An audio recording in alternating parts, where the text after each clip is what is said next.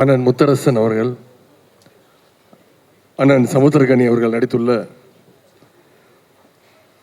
அரிசி படத்தினுடைய ட்ரெய்லர் மற்றும் பாடல்கள் வெளியீட்டு விழாவில் கலந்து கொண்டிருக்கக்கூடிய தமிழ்நாடு காங்கிரஸ் மாநில தலைவரும் சட்டமன்ற உறுப்பினருமான அண்ணன் திரு செல்வப்பிரந்தகை அவர்களே, எனக்கு முன்பு வாழ்த்துறை வழங்கிய மறுமலர்ச்சி திராவிட முன்னேற்ற கழகத்துடைய பொதுச் செயலாளர் அண்ணன் வைகோ அவர்களே, விடுதலை சிறுத்தைகள் கட்சியினுடைய தலைவர் நாடாளுமன்ற உறுப்பினர் எழுச்சி தமிழர் அண்ணன் திருமாவளவன் அவர்களே, இந்திய கம்யூனிஸ்ட் கட்சியினுடைய மாநில செயலாளர் அண்ணன் வீரபாண்டியன் அவர்களே, இந்திய யூனியன் முஸ்லீம் லீக் தலைவர் பேராசிரியர் ஐயா காதர் மொய்தீன் அவர்களே, மனிதநேய மக்கள் கட்சியினுடைய அமைப்பு செயலாளர் அண்ணன் புதுமடம் அலீம் அவர்களே, சிபிஐ எம்எல் மாநில செயலாளர் அண்ணன் பழ ஆசை தம்பி அவர்களே, நாடாளுமன்ற உறுப்பினர் அண்ணன் செல்வராஜ் அவர்களே, இயக்குனர் நடிகர் அண்ணன் சமுத்திரகனி அவர்களே, விடுதலை சிறுத்தைகள் கட்சியினுடைய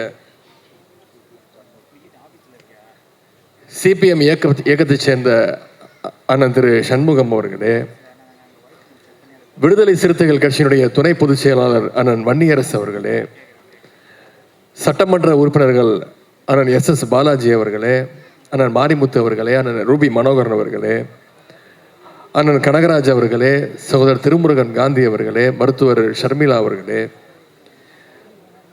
திராவிட முன்னேற்ற கழகத்துடைய சென்னை மேற்கு மாவட்ட கழக செயலாளர் திரு சிற்றரசு அவர்களே, பகுதி கழக செயலாளர் அண்ணன் மாப்பா அன்புதரை அவர்களே, திரு வினோத் வேலாயுதம் அவர்களே, அண்ணன் அகஸ்டின் பாபு அவர்களே, அண்ணன் நுங்கை VS ராஜ் உள்ளிட்ட வந்திருக்கக்கூடிய கழகத்துடைய நிர்வாகிகளே, IUML பொதுச் செயலாளர் அண்ணன் முகமது அபுபக்கர் அவர்களே,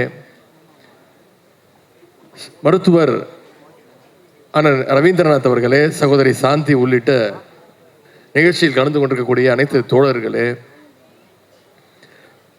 தயாரிப்பாளர் திரு சண்முகம் அவர்களே,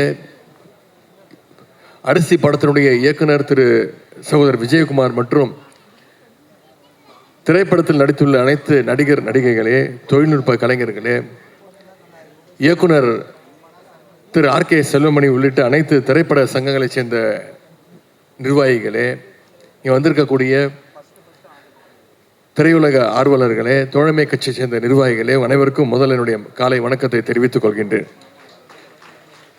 இன்றைக்கு நம்முடைய அண்ணன் முத்தரசன் அவர்கள் நடித்துள்ள திரைப்படத்தினுடைய ட்ரெய்லர் லான்ச் நிகழ்ச்சி, ஆடியோ லான்ச் நிகழ்ச்சியில் கலந்து கொண்டு உங்களை எல்லாம் சந்திப்பதில் மிகுந்த மகிழ்ச்சி அடைகின்றேன்.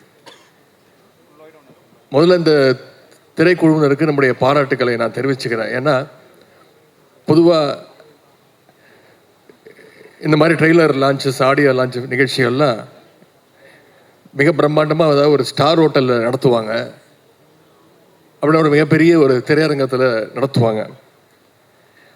ஆனால் அரிசி படக்குழுவினர் இந்த நிகழ்ச்சி இவ்வளவு சிறப்பாக கலைஞர் கட்டிய இந்த வள்ளுவர் கோட்டத்தில் நடத்தியிருக்கிறாங்க. அதற்கு முதல்ல என்னுடைய பாராட்டுகளையும் என்னுடைய வாழ்த்துக்களையும் நான் தெரிவிச்சுக்கிறேன். இன்னொன்று, அமைச்சராக நான் பொறுப்பேற்று இங்கே வந்திருக்கக்கூடிய பல பேருக்கு தெரியும், பத்திரிகையாளர்களுக்கு நல்லா தெரியும், கடந்த 4 வருடங்களாக திரைத்துறை சம்பந்தமாக எந்த நிகழ்ச்சியிலும் கலந்து கொண்டதே கிடையாது. யார் எந்த நிகழ்ச்சி அழைச்சாலும் சொல்லிடுவேன், இல்லைங்க நான் கலந்துக்கிறது கிடையாது அப்படின்னு சொல்லிடுவேன். ஆனால் அண்ணன் முத்தரசன் அவர்கள் அழைக்கும் பொழுது என்னால் அதை தட்டி கழிக்க முடியல. நீங்கள் தேதியை சொல்லுங்கன்னு நான் வந்துடுறேன் அப்படின்னே. அப்புறம் நேரம் கேட்டார். நான் சொன்னேன், நேரத்தையும் நீங்களே சொல்லுங்கண்ணே, நான் நிச்சயம் வந்துடுறேன் அப்படின்னு அவரால் அழைக்கப்பட்டு இழுத்து வரப்பட்டு இந்த நிகழ்ச்சிக்கு நான் வந்திருக்கின்றேன். நேற்றைக்கு அரசு நிகழ்ச்சி நடந்தது. தமிழ்நாடு அரசு சார்பாக திரைப்பட விருதுகள் பல வருடங்களாக கொடுக்காம இருந்து, சென்ற அதிமுக ஆட்சியில் 10 வருடங்கள் கொடுக்கப்படாமல் நம்முடைய முதலமைச்சர் அதுக்காக ஒரு குழு அமைச்சு 2015 2022 ஆண்டு வரைக்கும் திரைப்பட விருதுகளை நான் கொடுப்பதற்கான அந்த வாய்ப்பு கிடைச்சிது. நான் திரைத்துறையிலிருந்து வெளியில் வந்து இன்னைக்கு மக்கள் பணி ஆற்றிக்கொண்டிருக்கின்றேன். ஆனால் இன்னைக்கு நம்முடைய அண்ணன் இந்திய கம்யூனிஸ்ட் கட்சியினுடைய மூத்த தலைவர் அண்ணன் முத்தரசன் அவர்கள் இன்னைக்கு மக்கள் பணியிலிருந்து சினிமாவுக்கு என்ட்ரி கொடுத்திருக்கிறார். அவர் சினிமா துறைக்கு வந்திருந்தாலும் இந்த படம் எவ்வளோ பெரிய வெற்றியை பெற்றாலும் நிச்சயம் மக்கள் பணி தான் அவருக்கு முதல்ல இம்பார்ட்டன்ஸ் கொடுப்பாரு. அதில் யாருக்கும் எந்த சந்தேகமும் வேண்டாம். அவர் சினிமாவோட உச்சத்துக்கு போனாலும் கெரியருடைய உச்சத்துக்கு போனாலும் அவர் எப்பவுமே விரும்புவது மக்களோடு மக்களாக இருப்பது என்பதை தமிழ்நாட்டு மக்கள் அனைவருக்கும் நன்றாக தெரியும். அரசியலிருந்து சினிமாவுக்கு வந்திருக்கக்கூடிய அண்ணன் முத்தரசன் அவர்களுக்கு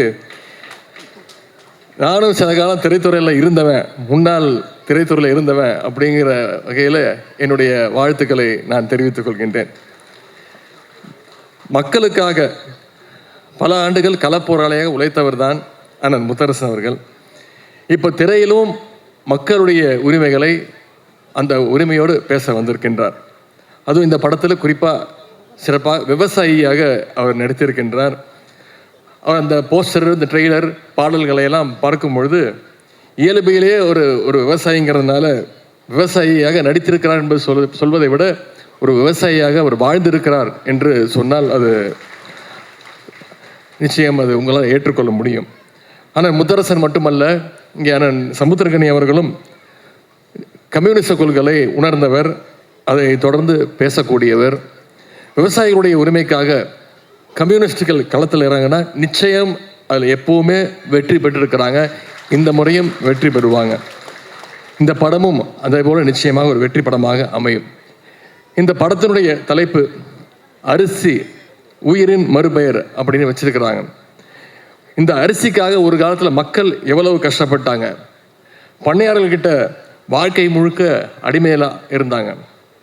காலமெல்லாம் வயல்லையே வேலை பார்த்தாலும் அவங்களுக்கு ஒரு நேர சாப்பாட்டுக்கு கூட வழி இல்லாமல் இருந்துச்சு. அப்படிப்பட்ட விவசாய தொழிலாளருடைய உரிமைக்காக களத்தில் இறங்கி கம்யூனிஸ்டுகள் இதுவரைக்கும் எத்தனையோ போராட்டங்களை நடத்தியிருக்கிறாங்க. அதில் வெற்றியும் கண்டிருக்கிறாங்க. அதனால தான் டாக்டர் கலைஞர் அவர்கள் அடிக்கடி சொல்வார், நான் மட்டும் தந்தை பெரியார் அவர்களையும் அண்ணாவையும் என்னுடைய வாழ்க்கையில் நான் சந்திக்காமல் இருந்திருந்தேன்னா நானும் ஒரு கம்யூனிஸ்ட் தொழிலாக மாறியிருப்பேன் அப்படின்னு கலைஞர் அடிக்கடி சொல்வார். அப்படிப்பட்ட கலைஞர் அவர்கள் தான் 1969 ஆட்சிக்கு பொறுப்பு வந்ததுக்கு பிறகு ஏழை எளிய மக்களுக்கு அரிசி கிடைப்பதற்கான எல்லா வழிகளையும் செஞ்சு கொடுத்தார். ஒருபடி அரிசிக்காக யாரும் இன்னொருத்தர் வீட்டு வாசலில் போய் காத்து நிற்கக்கூடாதுன்னு அந்த நிலைமையை தமிழ்நாட்டில் ஏற்படுத்தியவர் டாக்டர் கலைஞர் அவர்கள். இன்னும் சொல்லணும்னா 2006 சட்டமன்ற தேர்தல் பொழுது கலைஞர் அவர்கள் ஒரு தேர்தல் வாக்குறுதி கொடுத்தார். 2 ரூபாய்க்கு 1 கிலோன்னு முதல்ல அறிவித்தவர் அவர் தான். அது அந்த காலத்தில் மக்கள்கிட்ட மிகப்பெரிய ஒரு வரவேற்பை பெற்றுச்சு. ஏன்னா அந்த காலத்தில் பல குடும்பங்களுக்கு அரிசி சோறுங்கிறது மிகப்பெரிய ஒரு கனவாக இருந்துச்சு. அந்த கனவை நினைவாக்கியவர் டாக்டர் கலைஞர் அவர்கள். பின்னாடி அந்த 2 ரூபாயை 1 ரூபாயாவும் அவர் குறைச்சார். அதோட அடுத்த கட்டமாக தான் இன்னைக்கு விலையில்லா அரிசியும் வந்திருக்கு. மக்களுடைய அடிப்படை தேவையாக இருந்த அரிசி பிரச்சனையை போக்கியவர் டாக்டர் கலைஞர் அவர்கள். எனவே அந்த வகையில் விவசாயிகள் உரிமைக்கான இந்த படம் நிச்சயம் வெல்லும் அப்படின்ற அந்த நம்பிக்கை எனக்கு இருக்கின்றது. அண்ணன் முத்தரசன் அவருடைய அரசியல் களப்பணியும் அதே போல கலைப்பணியும் மேன்மேலும் சிறக்கட்டும்னு உங்கள் அனைவரும் சார்பாக நான் வாழ்த்துகின்றேன். இந்த திரைப்படத்துடைய தயாரிப்பாளர்கள், கலைஞர்கள், இயக்குனர், தொழில்நுட்ப கலைஞர்கள் அனைவருக்கும் நம்முடைய அனைவரின் சார்பாக என்னுடைய வாழ்த்துக்களை கூறி இந்த சிறப்பான வாய்ப்பை ஏற்படுத்தி கொடுத்த அண்ணன் முத்தரசன் அவர்களுக்கு என்னுடைய நன்றியை தெரிவித்து விடைபெறுகின்றேன். நன்றி, வணக்கம். செல்பவர் என்று வேளாண் பெருமக்களினுடைய இன்றியமையாமை உழவு எனும் அதிகாரத்தில் அருங்குரட்பாக்களாக தந்த சென்னா போதார் திருவள்ளுவ பெருந்தகையின் பெயரால் முத்தமிழ் அறிஞர் டாக்டர் கலைஞர் அவர்களால் நிர்மாணிக்கப்பட்ட எழில் குலுங்கும் வள்ளுவர் கோட்டத்தில் பராசக்தியும் மனோகராவும் அதனைத் தொடர்ந்து எண்ணற்ற திரை காவியங்களையும் தந்து கலை உலகில் அழியாத புகழை பெற்று இமயத்தின் சிகரமாக கால கல்வெட்டாக திகழ்கிற அண்ணன் கலைஞர் அவர்களால் வாரிக்கு பார்ப்பிக்கப்பட்டவர்கள்தான் நடிகர் திலகமாகட்டும், மக்கள் திலகமாகட்டும், ஜொலிக்கும் நட்சத்திரங்களை உருவாக்கி தந்த அந்த தலைவன் எழுப்பிய இந்த வியத்தகு மாளிகையில் அரிசி உயிரின் மறுபெயர் என்ற தலைப்பில் தயாரிக்கப்பட்டிருக்கக்கூடிய திரைப்படத்தில் மதச்சார்பற்ற முற்போக்கு கூட்டணியில் பகைவர்களை வீழ்த்துகின்ற போராயுதங்களில் ஒருவராக கருதப்படுகிற இந்திய கம்யூனிஸ்ட் கட்சியினுடைய முன்னணி தலைவர் அன்பு அண்ணன் முத்தரசன் அவர்கள் இந்த காவியத்தில் உழவனாகவே மாறியிருக்கிறார். நடிப்புக்கலை என்பதை அவர் பயின்றவர் அல்ல, ஆனால் இயற்கையாக அவர் கட்டியிருக்கிற தலைப்பாகையும் தொழி உழவு என்றுதான் எங்கள் பக்கத்தில் சொல்வார்கள். அப்படி தொழில் செய்யப்பட்ட வயலில் அந்த நெல்லை வீசுகிறாரே, அது இயற்கையாக பல ஆண்டு காலம் வயலிலே நெல் வீசி இருந்தால்தான் அப்படி நெல்லை வீச முடியும். அதை வீசிக்கொண்டே வருபவர் சின்னஞ்சிறு பிள்ளையாக தொழுவத்திலே கட்டப்பட்டிருந்த தன்னுடைய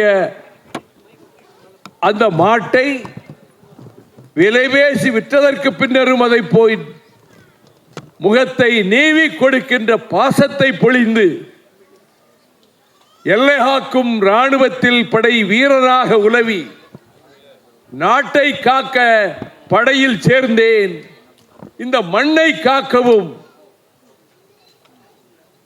வேளாண் பெருமக்களின் உரிமைகளை காக்கவும் நான் களத்திலே நிற்கிறேன் என்று நான் மதித்து வருகிற எண்ணற்ற வெள்ளித்திரை நட்சத்திரங்களில் பெயர்களை அடுக்கிக் கொண்டே போகலாம். அந்த வரிசையில் ஒரு குணச்சித்திர நடிகராகவும் ஆவேசத்தை வெளிப்படுத்தி எதிரிகளோடு மோதுகிற காட்சிகளில்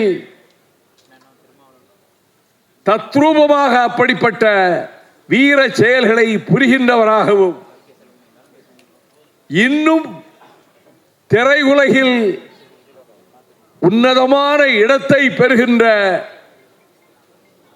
பிரகாசிக்கக்கூடியவரான என் கிராமத்துக்கு பக்கத்து ஊரிலே இருந்து வந்து இந்த கலை உலகிலே முத்திரை பதித்து வருகிற ஆருயிர் சகோதரர் தாமரைக்கனி அவர்களே,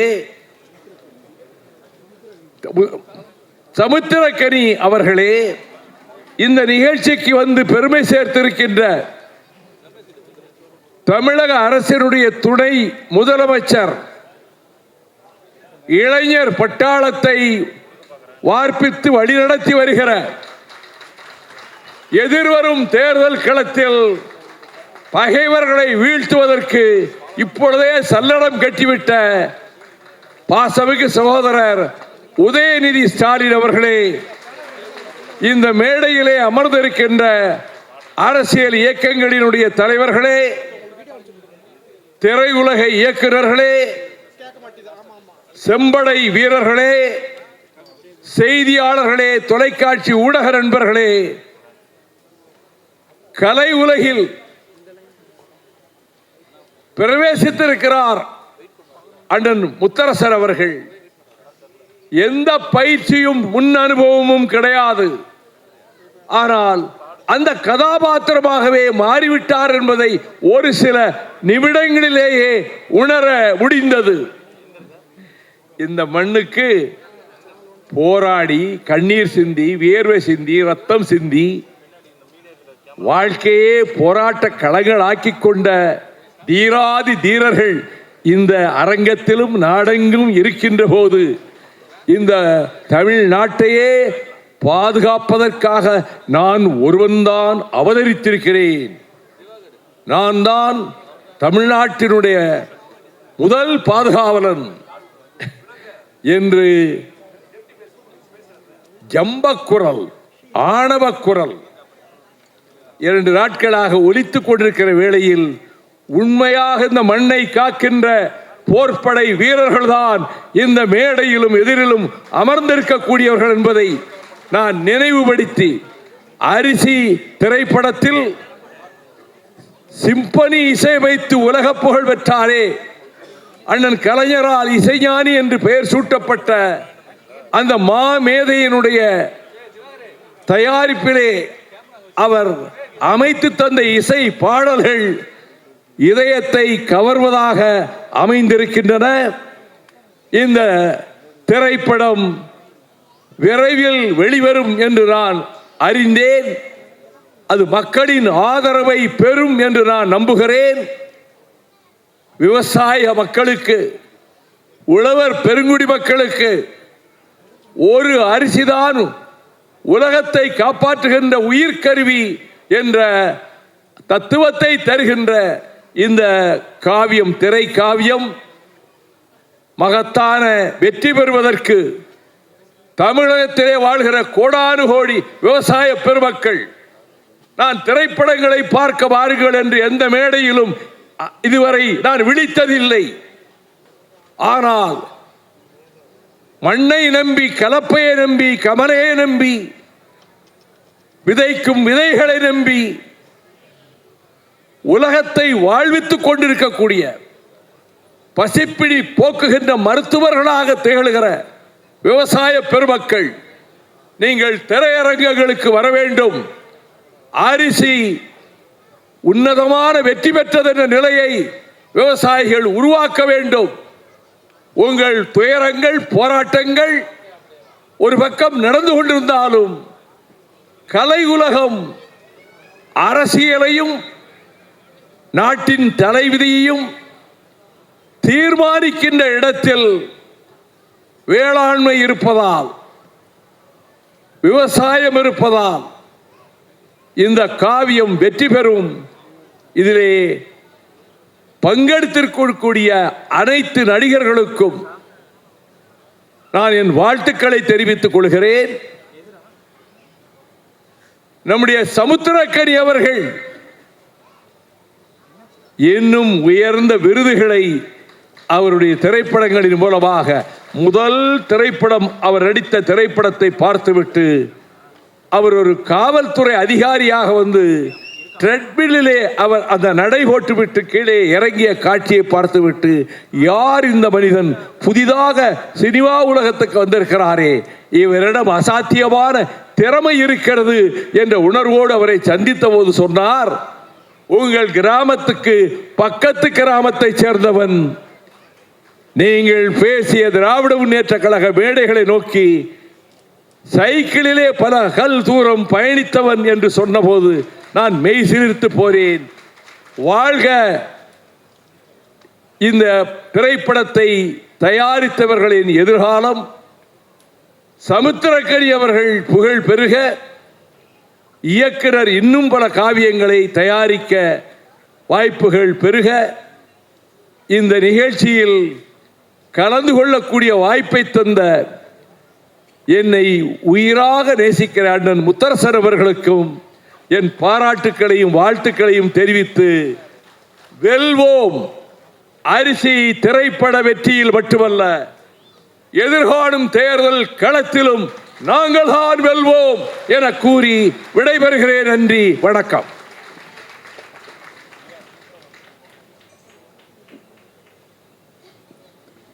எந்த மேடைக்கு சென்றாலும் அதை தன் சொந்த மேடையாக மாற்றிக்கொள்ளும் தந்திரம் தெரிந்த எங்கள் ஐயா இந்த மேடையையும் தன் மேடையாக ஆக்கி கொண்டார். அவருக்கு எங்களுடைய அன்பு நிறைந்த நன்றி. அவர்களை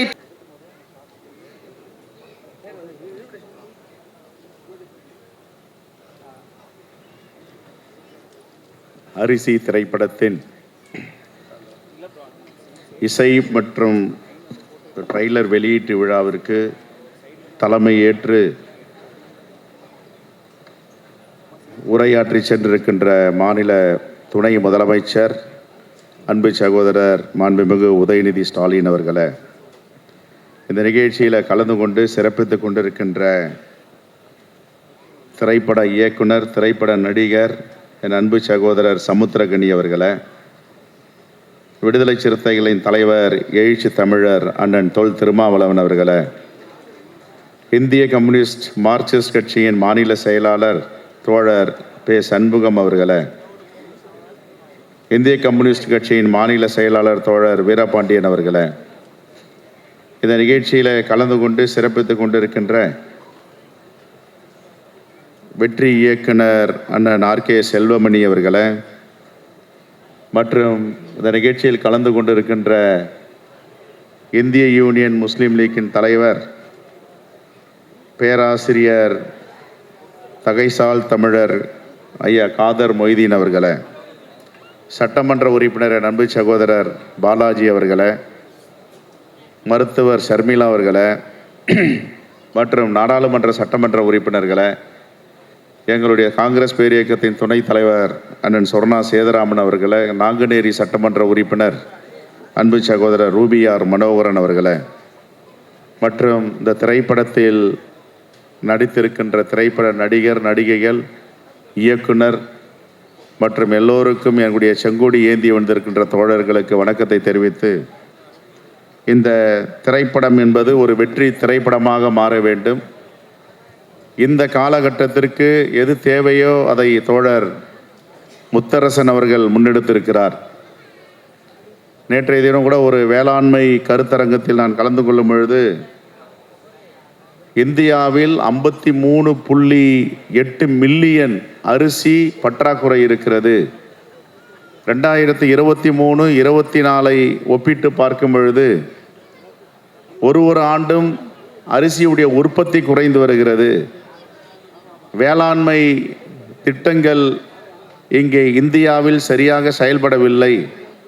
ஒரு பக்கம் இயற்கையுடைய சீற்றம், பருவமழை மாறி போய்வது, வறட்சி ஏற்படுவது, தட்பவெட்ப நிலை மாறுவது, மண்ணுடைய தன்மையை ஒரு முறமும் தொழிற்சாலைகள் நிறைந்த இந்த நச்சுக்களால் மண்வளம் மாறுகிறது.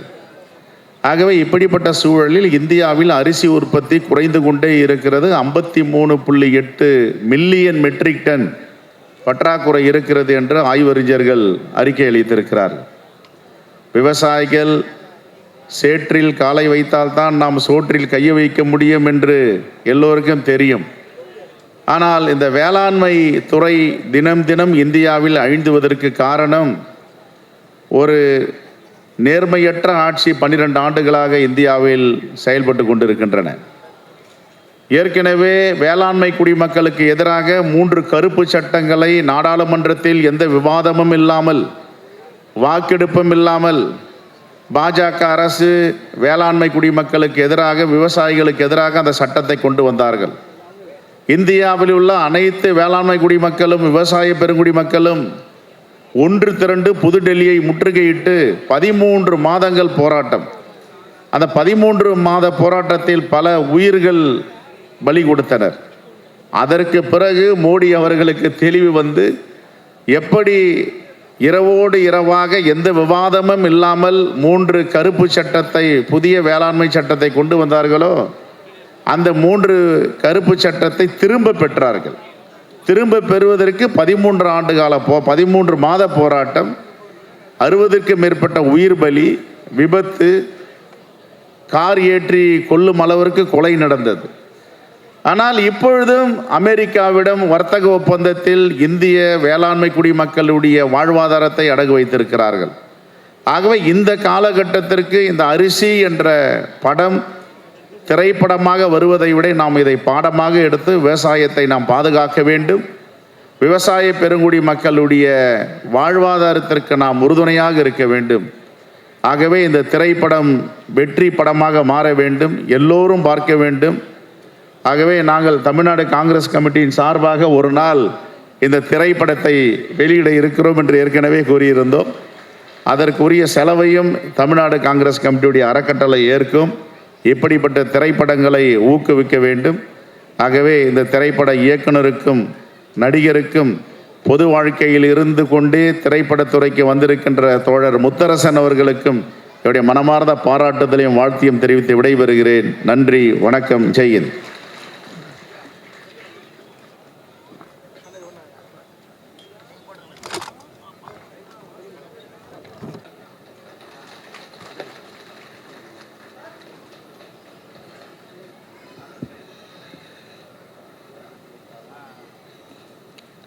அரிசி திரைப்படத்தின் இசை மற்றும் ட்ரெய்லர் வெளியீட்டு விழாவுக்கு வருகை தந்துள்ள வாழ்த்து சென்றுள்ள அண்ணன் வைகோ அவர்களே, மாண்புமிகு தமிழக முதல்வர் அவர்களே, தற்பொழுது வாழ்த்து விடைபெறுகின்ற சகோதரர் செல்வ பெருந்தகை அவர்களே, விழா மேடையில் இருக்கின்ற தோழர் திருமாவளவன் அவர்களே மற்றும் இந்த திரைப்படத்தின் கதாநாயகன் தோழர் முத்தரசன் அவர்களே, என்னுடைய சகோதரர் திரு சமுத்திரக்கனி அவர்களே, மற்றுள்ள நண்பர்களே, விழாவுக்கு வருகை தந்துள்ள சகோதரர்களே, உங்கள் அனைவருக்கும் என்னுடைய முதற்கண் வணக்கம். அரிசி திரைப்படம் ஒரு திரைப்படம் மட்டுமல்ல, தற்போது தமிழ்நாட்டிற்கும் இந்தியாவிற்கும் தேவையான ஒரு விஷயத்தை, அரிசி திரைப்படத்தை சகோதரர் விஜயகுமார் அவர்கள் இயக்கியிருக்கிறார். இந்த அரிசி திரைப்படமாக பார்ப்பதை விட நான் ஒரே ஒரு விஷயம் மட்டும் எனக்கு நினைவுக்கு வருகிறது. கம்யூனிச கட்சிகள் கலைக்கு தமிழ்நாட்டில் கையில் எடுத்திருந்தால் திராவிட இயக்கங்களே கூட தோன்றியிருக்கிறாது. நீங்கள் எல்லாம் கலையை கைவிட்டதால் தான் அதன் மூலமாக உங்களுடைய கருத்துக்களை தமிழ்நாட்டில் பரப்பி திராவிட இயக்கம் ஆட்சிக்கு வந்தது. காலம் கடந்தாலும் பெட்டர் லேட் தென் நெவர் என்பதை போல கம்யூனிஸ்டுகள் இப்போ தற்போது கலையை கையில் எடுத்துக்கிறார்கள். தமிழக மக்களுக்கு கலையின் மூலமாக சொன்னால் மிக சிறப்பாக சென்றடையும். தற்போதுள்ள சூழ்நிலையில் திரைப்படத்துறையில் அரிசி போன்ற திரைப்படங்களை இயக்குவதோ அதை வெளிக்கொண்டு வருவதோ சாதாரண விஷயமல்ல. வெளியே வர முடியாத ஒரு சூழ்நிலை இருக்கின்றது. சகோதரர் செல்வ பெருந்தகை சொல்லும்போது மிக நல்ல விஷயத்தை சொல்லியிருந்தார். அதாவது அரிசி பற்றாக்குறை இருக்கிறது, ஆனால் விவசாய பொருட்களை மற்ற நாடுகளில் இறக்குமதி செய்தால் இருக்கின்ற விவசாயிகள் கூட செத்து போவார்கள் என்ற உண்மை யாருக்கு தெரிகின்றதோ இல்லை, இந்த அரசாங்கத்துக்கு இன்னும் தெரியவில்லை. அரிசி நமக்கு மிக தேவையான ஒன்று. கோதுமை நமக்கு உடம்பு சரியில்லைனா தான் கோதுமை தேவைப்படும். அரிசி தமிழ்நாட்டினோட உணவு. இந்த அரிசியை கோதுமை ஜெயிக்கக்கூடாது, கோதுமையை மக்காச்சோளம் ஜெயிக்கக்கூடாது. அதுதான் இந்த அரிசி திரைப்படத்தின் மூலம் நாங்கள் சொல்ல விரும்புகிற விஷயம். அமெரிக்காவில் நம்மளை மாதிரி 10 சென்ட்டு 20 சென்ட்டு 30 சென்ட்னு வச்சுக்கிற குறுநில விவசாயிகளே கிடையாது. 1000 acre 2000 acre 3000 acre 100 acre 100,000 acre வரைக்கும் வச்சுக்கிட்டு விவசாயம் பண்ணுறவங்க 1000 ஏக்கரை 2 விவசாய தொழிலாளர்கள் வச்சு வேலை செய்ய முடியும். கம்பேர் பண்ணும்போது நம்மளை விட அவங்களுக்கு உற்பத்தி செய்கிற விலை ரொம்ப குறைவு. அந்த விலையோடு நம்ம விவசாயிகள் போராட முடியாது. ஏற்கனவே நம்ம விவசாயிக்கு தகுந்த விலை இல்லாமல் செத்துக்கிட்டு இருக்காங்க. இதில் மார்க்கெட்டை விவசாய பொருட்களுக்கு ஓப்பன் பண்ணி விட்டால் விவசாயிகள் அரிசி பற்றாக்குறை போல விவசாயிகளும் பற்றாக்குறை ஆகிடுவாங்க. அதுதான் இந்த நாட்டோட நிலைமை. தயவுசெய்து இது ஆளுங்கட்சி ஆளுறவங்க, மத்தியில் ஆளுறவங்களோ இதை சரியாக உணர்ந்துக்கிட்டோம். இதுதான் அரிசி திரைப்படம் மூலமாக, இந்த விழா மூலமாக மக்களுக்கு நாங்கள் சொல்ல நினைக்கிற விஷயம். அரிசி நம்மளுடைய உயிர்னு சொல்லியிருக்காங்க. நிச்சயமாக இந்த அரிசியை காப்பாற்ற வேண்டியது. அரிசியை மட்டும் இல்லை, அரிசி திரைப்படத்தை நீங்கள் பொதுமக்களாகிய நீங்கள், ஏன்னா நல்ல படம் வரலையே நல்ல படம் வரலையே நம்ம புலம்பிக்கிட்டே இருப்போம். ஆனால் நல்ல படம் வரும்போது நம்ம வீட்டில் உட்காந்து ஓடிடி வந்தால் பார்க்கலாம்னு நினைப்போம். அந்த நல்ல படங்களை நீங்கள் ஆதரித்தா தான் அரிசி வரும், நெல் வரும், மறுபடியும் நம்ம சமூகத்துக்கு உயிர் வரும். அதனால் பொதுமக்களாகிய உங்களுக்கும் ஒரு பங்கு இருக்குது. அரிசி போன்ற திரைப்படங்களை நீங்கள் வரவேற்பு தந்து அதே படங்கள் போல நிறைய படங்கள் வந்து வருவதற்கான ஒரு வாய்ப்பை உருவாக்கி தர வேண்டும் என்று கூறி உங்களிடம் விடைபெறுகின்றேன். நன்றி, வணக்கம். அரிசியைப் போலவே அரிசி திரைப்படத்தையும் நீங்கள் எல்லோரும் காப்பாற்ற வேண்டும் என்ற கோரிக்கையை விடுத்த எங்கள் பெப்சி தலைவருக்கு நன்றி. இந்த நல்ல மேடையில் ஒரு நல்ல நடிகரும் அன்பிற்கினிய மனிதரும் தான் ஏற்கிற கதாபாத்திரங்களில் தன்னையும் கரைத்து பார்ப்போர்களையும் கரைக்கிற அன்புக்குரிய அண்ணன் நடிகர் மூனார் ரமேஷ் அவர்களை மேடைக்கு வருமாறு அன்போடு அழைக்கிறேன். ஒரு அரங்கம் நிறைந்த கைதட்டலோடு. தொடர்ந்து இந்த நல் மேடையில் உரை நிகழ்த்த சிபிஐ எம்எல் மாநில செயலாளர் மரியாதைக்குரிய ஐயா திரு பழ ஆசைத்தம்பி அவர்களை அன்போடு அழைக்கிறேன்.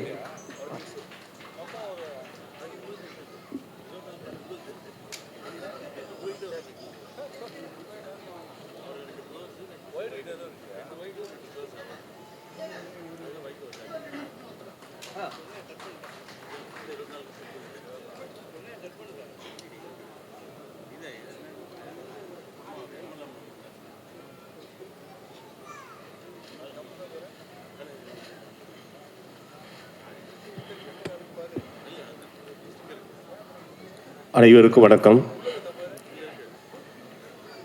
இந்த அரிசி படத்தின்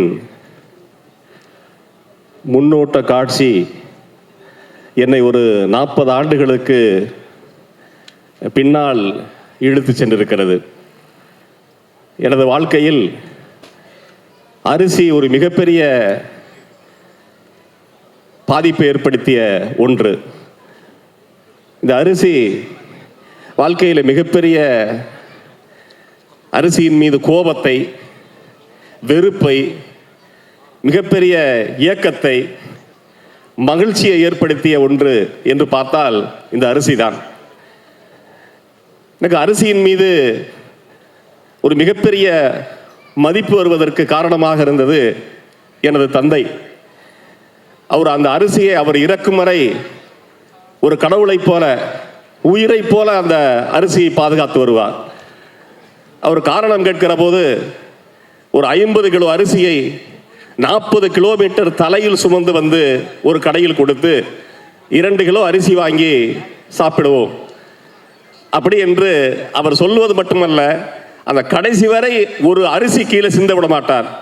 அந்த அரிசியினுடைய ஒரு பருக்கை என்று சொல்வார், ஒரு பருக்கை கூட கீழே விடுவதை அனுமதிக்க மாட்டார். அது மட்டுமல்லாமல் அந்த அரிசி வருவது எப்படி என்பதை பற்றி அவர் சொல்லுவதுதான் ஆச்சரியமாக இருக்கும். அவர் அந்த ரேஷன் கார்டு துணை முதல்வர் பேசுகிற போது சொன்னார், தமிழ்நாட்டிலே அரிசியினுடைய முக்கியத்துவத்தை உணர்ந்து ஆட்சிகள் மாறியது, மாற்றங்கள் வந்திருக்கிறது. ஆனால் அரிசியின் மீது ஒரு தாக்கம், அரிசியை பற்றியான ஒரு புரிதல் தமிழ்நாட்டில் தொடர்ந்து இருக்கிறது என்பதை நம்மால் உணர முடிகிறது. ஆனால் அந்த ரேஷன் கார்டை அவருடைய எப்போயுமே அவருடைய அப்பா பெட்டிக்குள்ள அப்படியே பாதுகாப்பாக, அப்படி பத்திரமாக, பொக்கிசமாக பாதுகாப்பார். நான் கேட்பேன், இது ஏன் இவ்வளவு தூரம் நீங்களே வச்சிருக்கீங்கன்னு சொல்லி. ஏன்னா இன்றைக்கு 1 ரூபாய்க்கு அரிசி கிடைக்கிறது, விலையில்லா அரிசி கிடைக்கிறது. இந்த அரிசியினுடைய மதிப்பு என்ன என்பது உங்களுக்கெல்லாம் தெரியாது, எனக்கு தான் தெரியும் என்று அவருடைய வரலாறை சொல்லுவார்.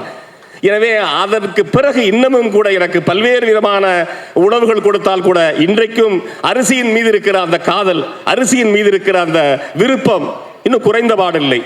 அதோடு மட்டுமல்ல, இன்றைக்கு அரிசியை விளைவித்து அனைவரு பசியும் போக்கும் ஆகச்சிறந்த ஒரு தொழில் விவசாய கூலி தொழில்.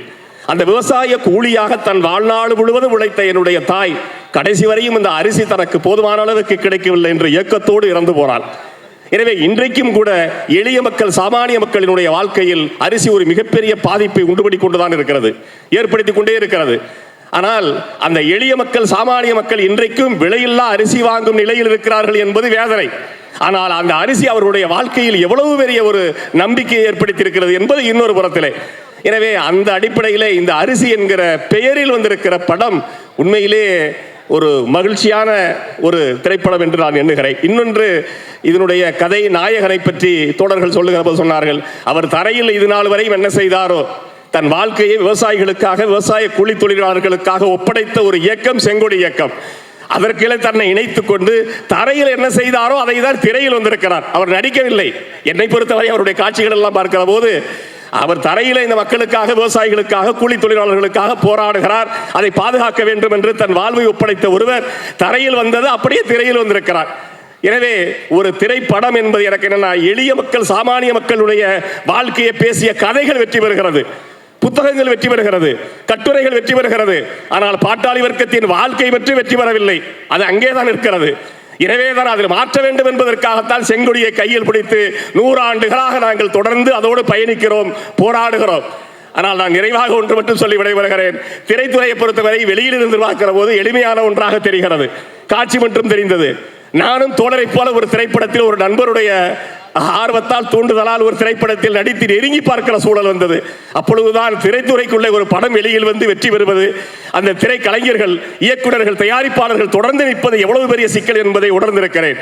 எனவே இதில் சிறப்பு என்னவென்று சொன்னால், அரிசி என்கிற பெயர், அந்த பெயரினுடைய கதை, அந்த கதையில் நடித்த கதாநாயகர்கள், நடிகர்கள் அனைவருமே பாட்டாளி வர்க்கத்திற்கு, விவசாயிகளுக்கு, விவசாய கூலி தொழிலாளர்களை நேசிக்கிற, மதிக்கிற, அதன் மீது அக்கறை கொண்டவர்களாக இருக்கிறார்கள். எனவே இந்த திரைப்படம் நிச்சயமாக வெற்றி பெற வேண்டும், வெற்றி பெற வைப்போம் என்று இந்த நேரத்திலே கேட்டு வாய்ப்பளித்த அன்பிற்குரிய தோழர் முத்தரசன் அவர்களுக்கு எனது மனமார்ந்த, நெஞ்சார்ந்த வாழ்த்துக்களை, பாராட்டுக்களை தெரிவித்து வெற்றி விழாவில் சந்திப்போம் என்று விடைபெறுகிறேன். நன்றி, வணக்கம். சினிமா விழாநாயகன் ஐயா முத்தரசன் ஐயா அவர்களுக்கு வணக்கம். எங்கள் சமுத்திரகனி சாருக்கு வணக்கம். எங்கள் செல்வமணி சாருக்கு வணக்கம். மற்றும் மேடையில் இருக்கும் அனைத்து பெரியவர்களுக்கு வணக்கம். வந்திருக்கும் பத்திரிகையாளர்கள், இந்த திரைப்படத்தை பற்றி அறிந்து கொள்ள வந்திருக்கும் அனைத்து ரசிகர்களுக்கும் என்னுடைய வணக்கத்தை தெரிவித்துக் கொள்கிறேன். ரொம்ப முக்கியமான ஒரு படமாக எடுத்திருக்காங்க. கமர்ஷியலாக எவ்வளவோ விஷயங்கள் இருந்தாலும் அரிசி எவ்வளோ முக்கியம், இந்த நாட்டுக்கு எவ்வளவு தேவை, மக்கள் அதை எப்படி உணர வேண்டும், வருங்கால சந்ததியினர் அதை பற்றி உணர்ந்து கொள்ள ஒரு வாய்ப்பாக இந்த படம் அமைந்திருப்பது கூடுதல் சிறப்பு. டைரக்டர் விஜயகுமார், இந்த படத்தோட இயக்குனர் விஜயகுமார் எனக்கு ஒரு 20 வருஷம் நண்பர். அவர் ஆக்சுவலாக அவர் பெரிய கமர்ஷியல் கதை நிறைய வச்சுருக்காரு. அவர் எப்படி இப்படி ஒரு கருத்து உள்ள ஒரு கதை எடுத்தாருன்னு எனக்கு ரொம்ப ஆச்சரியமாக இருந்துச்சு. ஸோ ஒரு நல்ல விஷயத்த சொல்ல வந்திருக்காரு. அவர்கிட்ட கதைகள் இன்னும் நிறைய ஃபுல் கமர்ஷியல் கதை நிறைய வச்சுருக்காரு. நிறைய கதை எனக்கு தெரியும்.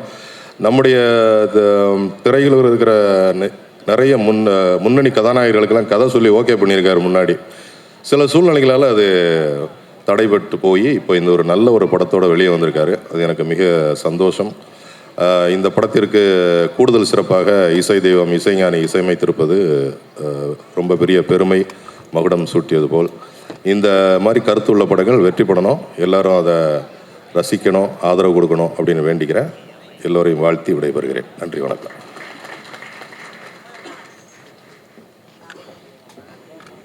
மூணாறிலிருந்து வந்து தேனாறு போன்ற உரை நிகழ்த்திய எங்கள் அண்ணன் அவர்களுக்கு நன்றி. தொடர்ந்து இந்த மேடையில் வாழ்த்துரை வழங்குவதற்காக இந்திய யூனியன் முஸ்லீம் லீக் அமைப்பினுடைய தலைவர், மரியாதைக்குரிய பேராசிரியர் KM காதர் மொஹிதீன் அவர்களை அன்போடு மேடைக்கு அழைக்கிறேன். ஐயா காதர் மொஹிதீன் அவர்களுக்கு நடிகரும் தோழருமான ஐயா முத்தரசன் அவர்கள் பொன்துகில் அணிவித்து மரியாதை செய்வார். அதற்கு முன்பாக மொஹிதீன் ஐயா நான் தான் செய்வேன் என்று முன்னிலை வகித்தது மேடையில் அழகு.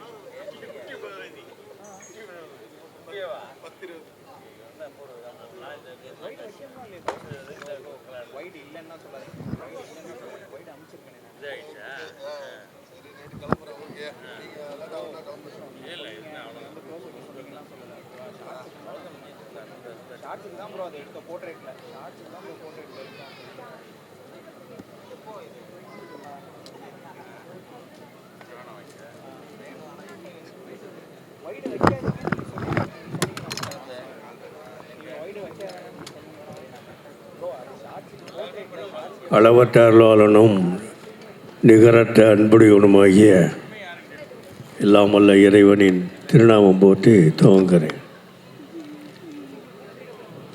பேரன்புக்கும் பெரும் மரியாதைக்குரிய அருமை சகோதரர் மாமா என்று பாசத்தோடு அழைக்கக்கூடிய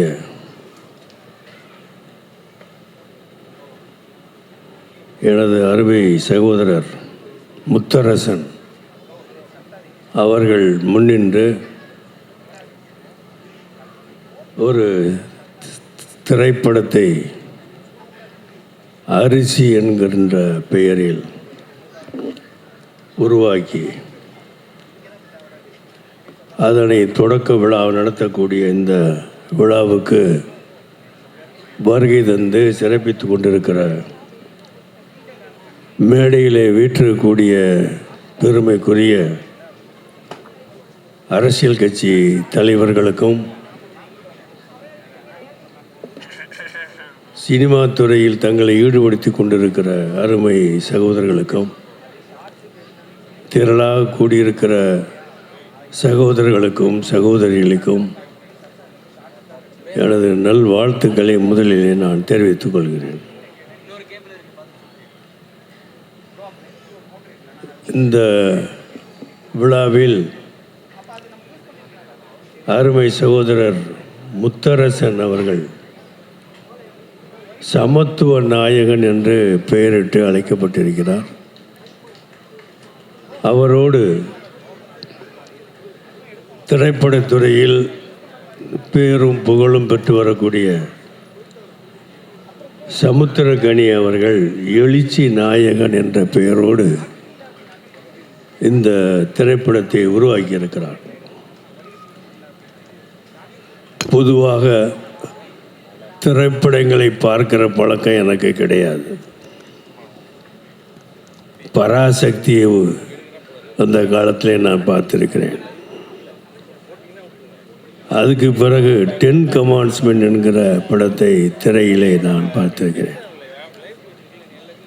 அதுக்கு பிறகு எந்த திரையிலும் போய் எந்த படத்தையும் நான் பார்த்தது கிடையாது. தொலைக்காட்சியில் ரஜினிகாந்த் அவர்கள் நடித்த முத்து என்கிற படத்தை திரைக்காட்சியிலே படித்திருக்கிறேன். அடுத்து அதே தொலைக்காட்சியில் இங்கே வீற்றிருக்கக்கூடிய எழுச்சி நாயகர் சமுத்திரகனி அவர்கள் நடித்த சாட்டை என்கிற ஒரு படத்தை நான் பார்த்திருக்கிறேன். வேறு எதையுமே பார்த்ததில்லையா என்று நீங்கள் கேட்கலாம். இடையிலே ஒரு சில விஷயங்களை பார்த்துருப்பனே தவிர எந்த படத்தையும் முழுமையாக பார்த்த எனக்கு பழக்கம் கிடையாது. ரஜினிகாந்த் நடித்த முத்து படத்தில் எனக்கு பிடித்தது சந்நியாசம் ஆகிறது.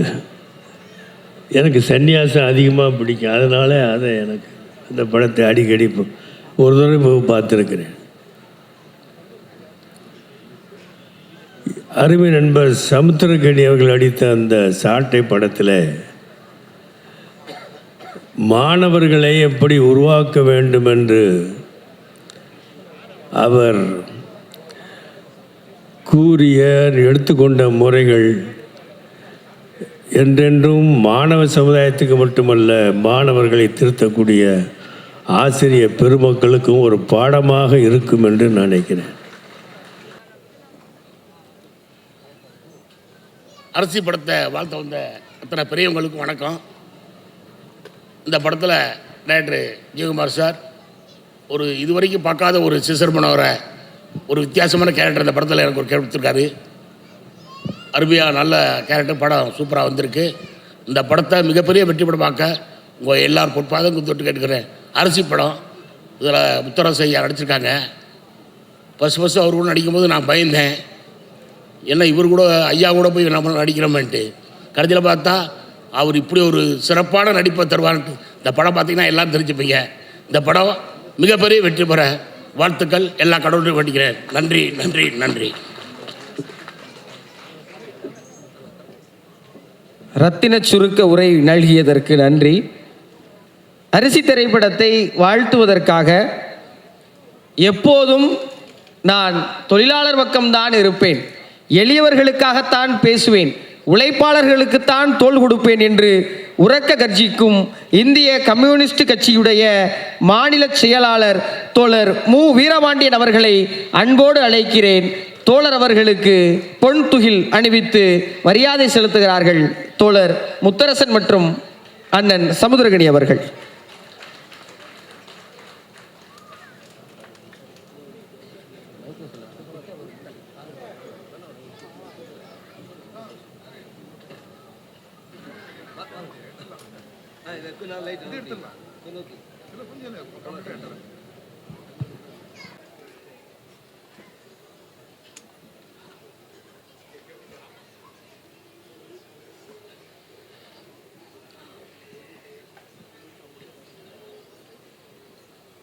அரிசி திரைப்படத்தின் இரட்டை நாயகர்கள் எழுச்சி நாயகன் சமுத்திரகனி அவர்களே, சமத்துவ நாயகன் அண்ணன் இரா முத்தரசன் அவர்களே, இயக்குனர் விஜயகுமார் அவர்களே மற்றும்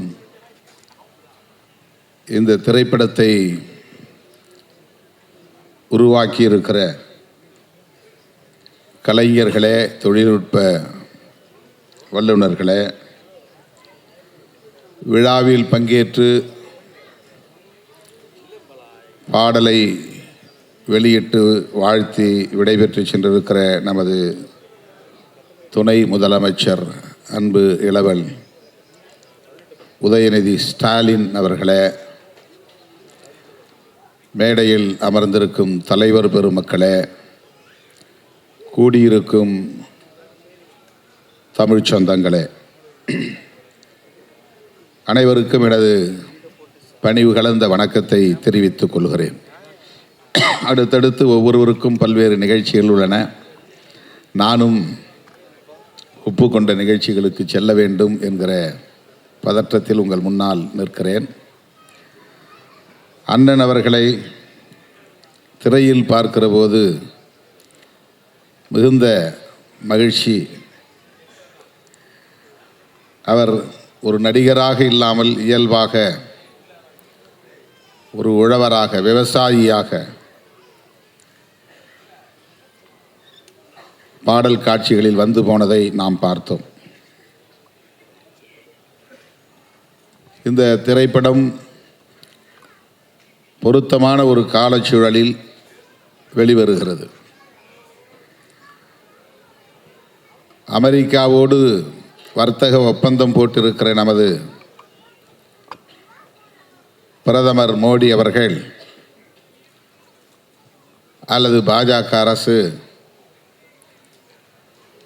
20 ஆண்டுகளுக்கு வரியில்லாமல் அமெரிக்காவிடமிருந்து உணவுப் பொருள் உள்ளிட்ட அனைத்தையும் இறக்குமதி செய்வதற்கு உடன்பட்டிருக்கிறார்கள். அரிசி உட்பட, கோதுமை, அரிசி உள்ளிட்ட உணவுப் பொருள்கள் உட்பட என்ன பொருளை அமெரிக்காவிலிருந்து இங்கே இறக்குமதி செய்தாலும் வரி இல்லை. 20 ஆண்டுகளுக்கு வரி இல்லை என்கிற உடன்பாட்டோடு இந்த வர்த்தக ஒப்பந்தம் நடந்திருக்கிறது. இன்றைக்கு உழவர்கள் மத்தியில், விவசாயிகள் மத்தியில் இது பெரும் அதிர்ச்சியை ஏற்படுத்தி இருக்கிறது. நேற்று, அதாவது 12ஆம் தேதி, இடதுசாரி இயக்கங்கள், ஐக்கிய விவசாயிகள் முன்னணி எல்லோரும் ஒன்று சேர்ந்து இந்தியா முழுவதும் பொது வேலை நிறுத்தம் நடத்தியிருக்கிறோம். விடுதலை சிறுத்தைகளும் இணைந்து அதில் பங்கேற்றிருக்கிறோம். விவசாயிகள் இனி உற்பத்தியை செய்ய முடியாது என்கிற ஒரு நிலையை நாம் எதிர்கொள்ள வேண்டிய சூழல் உருவாகி இருக்கிறது. ஒரு வசனம், அண்ணன் பேசிய வசனம், நான் உற்பத்தி செய்கிறேன், விவசாயம் செய்கிறேன், நெல்லை உற்பத்தி செய்கிறேன், அதற்கான விலையை தீர்மானிக்க எனக்கு உரிமை இல்லையா என்ற கேள்வியை எழுப்புகிறார். நாம் இந்த கேள்வியில் உள்ள ஆழத்தை புரிந்து கொள்ள வேண்டும். இன்னும் ஆதார விலையை நிர்ணயிப்பதற்கு ஒரு சட்டத்தை கொண்டு வர முடியவில்லை. அரிசியை தவிர அல்லது உணவுப் பொருள் நாம் உற்பத்தி செய்யக்கூடிய அரிசி, கோதுமை போன்ற பொருள்களை தவிர விவசாயிகளின் உற்பத்தி பொருள்களை தவிர மற்ற பொருள்களுக்கு மற்றவர்கள் உற்பத்தி செய்கிறவர்கள் விலையை நிர்ணயிக்க முடிகிறது. ஆனால் விவசாயிகள் தாம் உற்பத்தி செய்யக்கூடிய பொருளை அதற்கான ஆதார விலையை நிர்ணயிக்க முடியாத ஒரு சூழல். இது எங்கே போய் முடியும்? விவசாய உற்பத்தி எதிர்காலத்தில் என்னவாக இருக்கப் போகிறது என்கிற அச்சத்தை நமக்கு ஏற்படுத்தி இருக்கிறது. பெரும்பாலான நிலங்கள் தரிசு நிலங்களாக மாறி வருகின்றன. சென்னை போன்ற பெருநகரங்களை ஒட்டி இருந்த பயிர் நிலங்கள் முழுவதும் இன்றைக்கு கார்ப்பரேட்டுகளுக்கு தாரை வார்க்கப்படுகின்றன.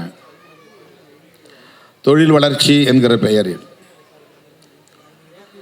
ரியல் எஸ்டேட் என்கிற பெயரில் விவசாய நிலங்கள் அனைத்தும் இப்போது பிளாட்டுகளாக மாறிக்கொண்டிருக்கின்றன. நமக்கான தேவைக்கு நாமே உற்பத்தி செய்யக்கூடிய நிலை அருகி வருகிறது. ஒரு காலத்தில் நமக்கான காய்கறிகளை நம்மூர் சந்தையில், உள்ளூர் சந்தையில் நம்மால் பெற முடிந்தது. கம்பு, சோளம், வரகு போன்ற நமக்கான தானியங்களை நம்மால் உற்பத்தி செய்ய முடிந்தது.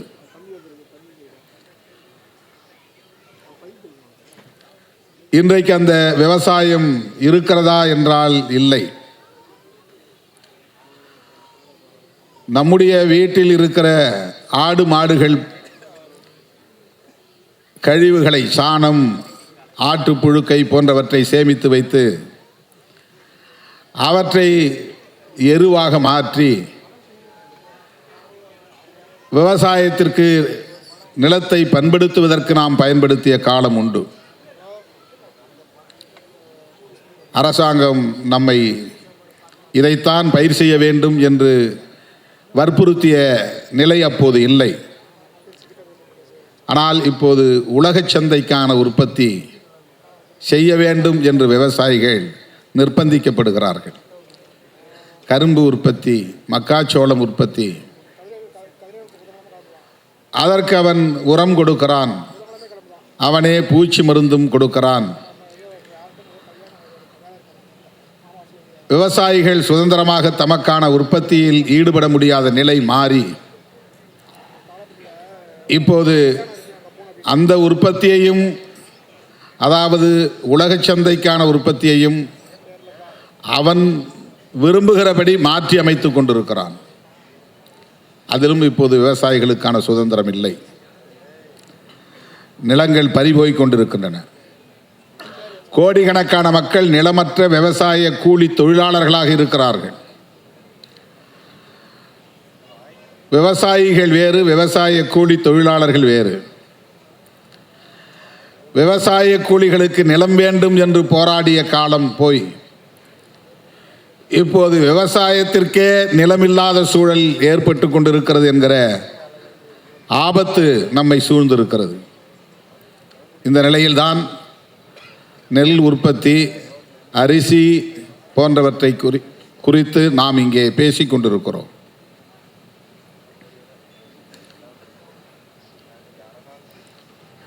விவசாயம் பாழ்பட்டு போனால்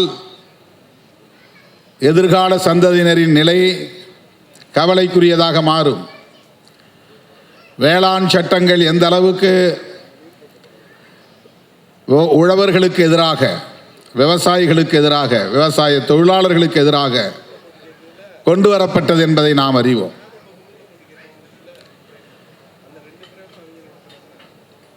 டெல்லியை சுற்றியுள்ள மாநிலங்களை சார்ந்த விவசாய பெருங்குடி மக்கள், குறிப்பாக இடதுசாரி அரசியலால் ஈர்க்க பெற்ற விவசாய இயக்கங்கள் தான் உறுதியாக நின்று போராடின. ஓராண்டுக்கு மேலாக தொடர்ந்து போராடி அந்த சட்டங்களை திரும்ப பெற வைக்கக்கூடிய சூழல் அரசியல் நிர்பந்தத்தின் காரணமாக உருவானது. பஞ்சாப், ஹரியானா போன்ற மாநிலங்களுக்கு அப்போது சட்டமன்ற பொது தேர்தல் வராமல் இருந்திருந்தால் கூட அந்த சட்டங்களை அவர்கள் திரும்ப பெற்றிருக்க மாட்டார்கள். ஆனால் விவசாய சட்டங்களை திரும்ப பெற்ற அரசு தொழிலாளர்களுக்கான சட்டங்களை, தொகுப்பு சட்டங்களை இன்னும் திரும்ப பெறவில்லை. 44 சட்டங்கள் இருந்தன, அவற்றையெல்லாம் 4 சட்டங்களாக தொகுத்து விட்டார்கள். தொழிலாளர்கள் சங்கம் அமைக்க முடியாத நிலை, தங்களுக்கான ஊதியத்தை, கூலியை கோரிக்கைகளாக வைக்க முடியாத நிலை, இதுவெல்லாம் எங்கே போய் முடியும் என்று கவலை அதிகரிக்கிறது. இப்படிப்பட்ட ஒரு சூழலில் ஒரு இடதுசாரி இயக்கத்தின் தலைவர் மக்களோடு மக்களாக களத்தில் நின்று போராடி அந்த மக்களுக்காக தம் வாழ்வை ஒப்படைத்து கொண்ட ஒரு தலைவர் இன்றைக்கு திரைத்துறையிலே தோன்றியிருக்கிறார். ஒரு நாயகனாக பாத்திரமேற்றிருக்கிறார் என்பது வெறும் திரை கவர்ச்சியான ஒரு அணுகுமுறை அல்ல, திரை கவர்ச்சிக்கான ஒரு அணுகுமுறை அல்ல. அதிலும் ஒரு அரசியல், நமக்கான அரசியல், இடதுசாரி அரசியல் விவாதிக்கப்படுவதற்கான தேவையை உணர்ந்து அவர் அதில் அடியெடுத்து வைத்திருக்கிறார் என்று நான் நம்புகிறேன். சமுத்திரக்கனி அவர்கள் பேசியதைப் போல இடதுசாரிகள் கலைத்துறையை நல்ல முறையில் பயன்படுத்தி கொள்ள வேண்டும் என்பதை நான் வழிமொழிகிறேன். இன்னும் அதிலே தீவிரம் காட்ட வேண்டிய தேவை இருக்கிறது. இந்தியாவில் எந்த மாநிலத்திலும் இல்லாத ஒன்று தமிழ்நாட்டிலே அரசியல் துறையும் கலைத்துறையும் பின்னி பிணைந்ததாக இருக்கிறது. தனக்கான முதலமைச்சரை திரையில் தேடுகிறவனாக தமிழன் இருக்கிறான் என்று நாம் பேசுவதை பார்க்கிறோம். இங்கே கருத்தியலுக்கு, போராட்டங்களுக்கு, தியாகங்களுக்கு, முற்போக்கு சிந்தனைகளுக்கு தரப்படுகிற முக்கியத்துவத்தை விட இத்தனை கோடி வருமானம் வரும் அந்த வருமானத்தையும் விட்டுவிட்டு அரசியலுக்கு வந்திருக்கிறார் எங்கள் தலைவர் என்று சொல்லக்கூடிய நிலை தமிழகத்திலே இருக்கிறது. திரைப்படத்துறையிலே வருமானத்தை விட்டுவிட்டு அரசியலுக்கு வந்து விட்டார். ஆகவே அவரை முதலமைச்சராக்க வேண்டும். ஊர் ஊராய் செல்ல வேண்டாம், மக்களுக்காக போராட வேண்டாம், வழக்குகளை சுமக்க வேண்டாம், தடியடி வாங்க வேண்டாம், சிறைச்சாலை செல்ல வேண்டாம், ஏகம் எதுவும் செய்ய வேண்டாம். திரையில் தோன்றினால் தமிழ்நாட்டின் முதலமைச்சராகிவிட முடியும். இது இந்தியாவில் எந்த மாநிலத்திலும் இல்லாத ஒரு நிலை. எல்லா மாநிலங்களிலும் திரைக்கலைஞர்கள் இருக்கிறார்கள், இயக்குநர்கள் இருக்கிறார்கள், சூப்பர் ஸ்டார்கள் இருக்கிறார்கள். அமிதாப் பச்சன் இந்தியாவிலேயே ஒரு புகழ்பெற்ற சூப்பர் ஸ்டார் தான். ஆனால் அவர் முதலமைச்சராக ஆசைப்பட்டதில்லை. கேரளாவிலே அப்படி பல சூப்பர் ஸ்டார்கள் உண்டு, மம்முட்டி போன்றவர்கள். அவர்கள் முதலமைச்சராக ஆசைப்பட்டதில்லை. ஆந்திராவிலும் உண்டு, கர்நாடகாவிலும் உண்டு. ஆனால் இந்தியாவில் மட்டும்தான் ஒரு படத்தில் நடித்தால் போதும் அடுத்து முதலமைச்சராகலாம் என்கிற நிலை. ஜனநாயகத்தில் எல்லோருக்கும் அந்த உரிமை உண்டு, நாம் அதை மறுக்கவில்லை. ஆனால் இந்த சிந்தனை போக்கு இருக்கிறதே, இந்த உளவியல் இருக்கிறதே, இந்த திரைத்துறை தமிழக அரசியல் களத்தில் ஏற்படுத்தி இருக்கிற தாக்கம் இருக்கிறதே, அது ஒரு பிற்போக்கானதாக இருக்கிறது என்கிற கவலையில் இருந்துதான் சமுத்திரக்கனி அவர்கள் இங்கே இடதுசாரிகள் கலைத்துறையில் இன்னும் தீவிரமாக ஈடுபட வேண்டும் என்பதை முன்மொழிந்திருக்கிறார் என்று நான் நம்புகிறேன். பல தோழர்கள் இன்றைக்கு இடதுசாரி சிந்தனை உள்ளவர்கள் திரைத்துறையில் இருக்கிறார்கள். அவர்கள் கம்யூனிஸ்ட் கட்சிகளில் இல்லாமல் இருக்கலாம், சிபிஐ சிபிஎம் போன்ற கட்சிகளை சார்ந்தவர்களாக இல்லாமல் இருக்கலாம். ஆனால் நமக்கு இருக்கிற பெரிய ஆறுதல் திரைத்துறையில் கலைத்துறையில் இடதுசாரி சிந்தனை உள்ளவர்கள் இருக்கிறார்கள் என்கிற அந்த நம்பிக்கை தான். தோழர்களே, இன்றைக்கு வலதுசாரிகளின் அரசியல் மேலோங்கி இருக்கிறது. எந்த ஆயுதங்களை பயன்படுத்தியும் அதிகாரத்தை கைப்பற்றிவிட முடியும் என்கிற உத்திகளை அவர்கள் கையாளுகிறார்கள். மாநிலத்திற்கு மாநிலம் அவர்கள் உத்திகளை மாற்றுகிறார்கள். தமிழ்நாட்டிலே சிவபெருமானை சொல்லியோ அல்லது மகாவிஷ்ணுவை சொல்லியோ ராமபிரானை சொல்லியோ அரசியல் செய்து வெற்றி பெற்றுவிட முடியாது. முருகப்பெருமானை சொல்லி பார்த்தார்கள், வேலை தூக்கி பார்த்தார்கள், அது எடுபடவில்லை. திருப்பரங்குன்றத்தையும் கையில் எடுத்து பார்த்தார்கள், அவர்களின் அரசியல் இங்கே வெற்றி பெறவில்லை. ஆகவே திரைத்துறையை சார்ந்தவர்களை வளைத்து போட்டு அதன் மூலம் ஆட்சி மாற்றத்தை ஏற்படுத்தி, எப்படி டெல்லியிலே ஷீலா தீட்சித்தை மாற்றி கெஜ்ரிவால் அவர்களை அமர வைத்து பிறகு அவரையும் தூக்கி எறிந்துவிட்டு இன்றைக்கு அவர்கள் கனவை நனவாக்கி கொண்டிருக்கிறார்களோ, அதை போல தமிழகத்திலும் அவர்கள் ஒரு உத்தியை கையாள பார்க்கிறார்கள். ஆட்சி மாற்றம் நிகழ்வது அது தவிர்க்க முடியாதது. இன்றைக்கு வரும், நாளைக்கு போகும். ஆனால் யார், எந்த சிந்தனை உள்ளவர்கள், எத்தகைய சிந்தனை உள்ளவர்கள், என்ன அரசியல் பேசக்கூடியவர்கள், எந்த நிலைப்பாட்டை கையில் எடுக்கிறவர்கள் ஆட்சியில் இருக்க வேண்டும் என்பது குறித்த பார்வை நமக்கு தேவைப்படுகிறது. வலதுசாரிகளின் கை நாளுக்கு நாள் வலுப்பெற்று வருவது ஒட்டுமொத்த தேசத்திற்கே தீங்கு விளைவிப்பதாகும். அமெரிக்க அதிபரோடு போட்டிருக்கிற இந்த ஒப்பந்தம் அதற்கு ஒரு சான்று. விவசாயத்தை பாதுகாக்க வேண்டுமானால், விவசாயிகளை பாதுகாக்க வேண்டுமானால், விவசாய கூலி தொழிலாளர்களை பாதுகாக்க வேண்டுமானால் இந்திய மண்ணில் இடதுசாரி அரசியல் இன்னும் வலுப்பெற வேண்டும். அனைத்து தளங்களிலும் அது விரிவடைய வேண்டும். தமிழ்நாட்டில் அது திராவிடம் என்கிற பெயரில் இயங்குகிறது என்பதால் தான் இடதுசாரிகள் திராவிட கட்சிகளோடு, குறிப்பாக இன்றைக்கு மதசார்பற்ற முற்போக்கு கூட்டணியில் இடம்பெற்று இயங்கி வருவதை நாம் பார்க்கிறோம். பெரியார் அரசியலும் மார்க்சிய அரசியலும் அம்பேத்கரிய அரசியலும் ஒரே நேர்கோட்டில் பயணிக்கக்கூடியவை. முதன்மைப்படுத்துவதிலே முரண்பாடுகள் இருக்கலாம், எந்த அரசியலை முதன்மைப்படுத்துவது என்பதிலே முரண்பாடுகள் இருக்கலாம். ஆனால் இவை அனைத்தும் இடதுசாரி அரசியல்தான். எனவே நாம் அந்த புரிதலோடு திரைத்துறையையும் கையாளுவோம் என்கிற நம்பிக்கையில்தான் அண்ணன் முத்தரசன் அவர்கள் இன்றைக்கு ஒரு நாயகனாக இந்த திரைப்படத்தில் தோன்றியிருக்கிறார் என்று நம்புகிறேன். அவர் இந்திய கம்யூனிஸ்ட் கட்சியின் மாநில செயலாளராக பொறுப்பேற்ற காலத்தில் மக்கள் நல கூட்டணி அமைந்த சூழலில் அவரோடு நெருக்கமாக நின்று பணியாற்றக்கூடிய வாய்ப்பை பெற்றவன். அவர் இன்றைக்கு கலைத்துறையிலும் அடியெடுத்து வைத்திருக்கிறார் என்றால் இந்த கலைத்துறையை இடதுசாரி மயப்படுத்துவதில் அவருக்கு ஒரு பொறுப்பு இருக்கிறது, பங்கு இருக்கிறது என்பதை நானும் உணர்கிறேன். அவருக்கு என்னுடைய வாழ்த்துக்கள். இந்த திரைப்படத்தை இயக்கியிருக்கிற இயக்குனர் விஜயகுமார் அவர்களுக்கு என்னுடைய வாழ்த்துக்கள். நாடறிந்த புகழ்பெற்ற திரைக்கலைஞர் சமுத்திரக்கனி அவர்களுக்கும் என்னுடைய நெஞ்சார்ந்த வாழ்த்துக்கள். இந்த திரைப்படம் மக்களின் ஏகோபித்த ஆதரவை பெற்று வெற்றி பெற வேண்டும் என்று வாழ்த்தி வாய்ப்புக்கு நன்றி கூறி முடிக்கிறேன். நன்றி, வணக்கம்.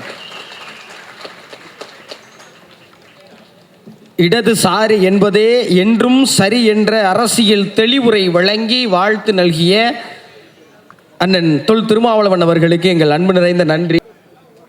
நிறைய மேடைகள் ஏறி இருக்கும், பட் இது ரொம்ப ஸ்பெஷலான ஒரு மேடை. படைப்பாளிகளை ரெண்டு விதமாக பார்க்குறேன். இந்த சமூகத்தில் இருக்கக்கூடியவங்களுக்கு பிடிச்ச படைப்பை கொடுக்கறது ஒரு வகை, இந்த சமூகத்துக்கு தேவையான படைப்பை கொடுக்கறது இன்னொரு வகை. இது சமூகத்துக்கு தேவையான ஒரு படைப்பு. இந்த நேரத்தில் இப்போ இருக்க சூழலில் ஒரு மருத்துவம் மாதிரி படைப்புகள் அப்பப்போ தான் வரும். இது அப்படிப்பட்ட ஒரு படைப்பாக தான் நான் பார்க்குறேன். இயக்குனர் விஜயகுமார் அவர்களுக்கு என்னுடைய மனமார்ந்த நன்றி. இதில் நடிக்கிறதுக்கு எனக்கு ஒரு வாய்ப்பு கொடுத்ததுக்கு. ஏன்னா ரொம்ப பரபரப்பான இருந்த காலகட்டத்தில் ஒரு கால் என்னன்னு கேட்டால், ஐயா முத்தரசன் அவங்க பேரை சொன்ன உடனே எதுவுமே பேச வேணாம், வாங்க கிளம்பி போவோம் அப்படின்னு சொல்லி கிளம்பி வந்தான். அது அந்த சிவப்பு துண்டுக்கு, சிவப்பு கலருக்கு நம்ம கொடுக்குற ஒரு மரியாதை. ஏன்னா அந்த சிவப்புக்குள்ளே எல்லாமே அடங்கும். பேரன்பு இருக்கும், பெருங்கருணை இருக்கும், பெருங்கோபம் இருக்கும், மக்களுக்கான ஒரு அர்ப்பணிப்பு இருக்கும். இப்படி தான் நான் சிவப்பு கலரை பார்க்குறேன். அவரோடு நிற்கும்போது, அவரோடு பணியாற்றும் போது இப்படியெல்லாம் மனுஷங்க இருக்காங்களா அப்படின்ற ஒரு வியப்பையும் ஆச்சரியத்தையும் தான் எனக்கு கொடுத்தாரு. ரொம்ப ரொம்ப சந்தோஷம் பார்ப்பேன். நான் அப்பா தான் கூப்பிடுவேன். ரொம்ப மகிழ்ச்சியாக இருந்தது அந்த பயணம். அவருக்கு துணையாக நடித்தாங்க ஒரு அம்மா, அவங்க பேரை கேட்டால் ரஷ்யா. நாங்கள் அது எனக்கு இன்னும் வியப்பாக இருந்தது. ஏன்னா முதல் முறையாக அப்படி ஒரு பேரை நான் கேட்குறேன். அவங்க சொன்னாங்க, இல்லை எங்கள் ஊர் பக்கம்லாம் வந்து ரஷ்யான்ற பேர் நிறைய காமன், நிறைய பேருக்கு வச்சுருப்பாங்க அப்படின்னாங்க. இப்படி இந்த மண்ணின் மீதும் மக்களின் மீதும் பேரன்பு கொண்டவர்கள்லாம் ஒன்றா சேர்ந்து உருவாக்கிய படைப்பு தான் அந்த படைப்பு. இனி வரும் காலங்களில் உணவுக்கு தான் சண்டை. காசு பணத்தெல்லாம் வச்சு ஒன்றும் பண்ண முடியாது. நல்ல உணவு வச்சுருக்கிறவன் ஒரு பெரிய செல்வந்தனாக இருக்கும். பணக்காரன் வேற, செல்வந்தன் வேற. நல்ல காற்று, நல்ல குடிநீர், நல்ல உணவு வச்சிருக்கிறவன் தான் செல்வந்தன். அவனை நோக்கி தான் அந்த சமூகம் ஓடணும். அவங்ககிட்ட தான் போய் கை கட்டி நிற்கணும். அவங்ககிட்ட தான் உணவுக்கு கையேந்தணும். இந்த சூழல் தான் வரப்போகுது. இதற்கு முந்தைய தலைமுறை பாதுகாத்து கொடுத்த இயற்கை வளங்களை நம்ம பத்திரமா பாதுகாத்து நம்ம அடுத்த தலைமுறைக்கு கடத்தணும். அந்த பொறுப்பு நமக்கு நிறையா இருக்குது. அப்படிப்பட்ட பொறுப்போடு எடுக்கப்பட்ட திரைப்படம் தான் அரிசி. இது அடுத்த தலைமுறைக்கு ஒரு பெரிய ஆவணமாக இருக்கும். இந்த படைப்பு காலம் காலமாக பேசப்படும். இந்த படைப்பு இதை எல்லாரும் தியேட்டரில் போய் பார்த்து இதற்கு ஒரு நல்ல ஒரு அங்கீகாரம் கொடுத்தீங்கன்னா இது மாதிரி இன்னும் நிறைய படைப்பு உங்களை தேடி வரும். வெல்வோம். மகிழ்ச்சி.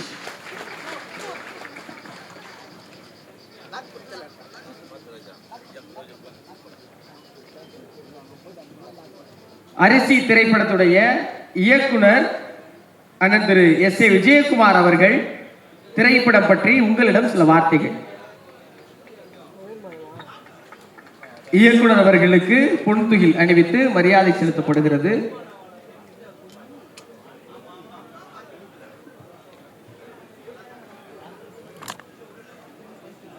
ஐயா முத்தரசன் அவர்களுக்கு இந்த மேடையில் மரியாதை செலுத்தப்படுகிறது.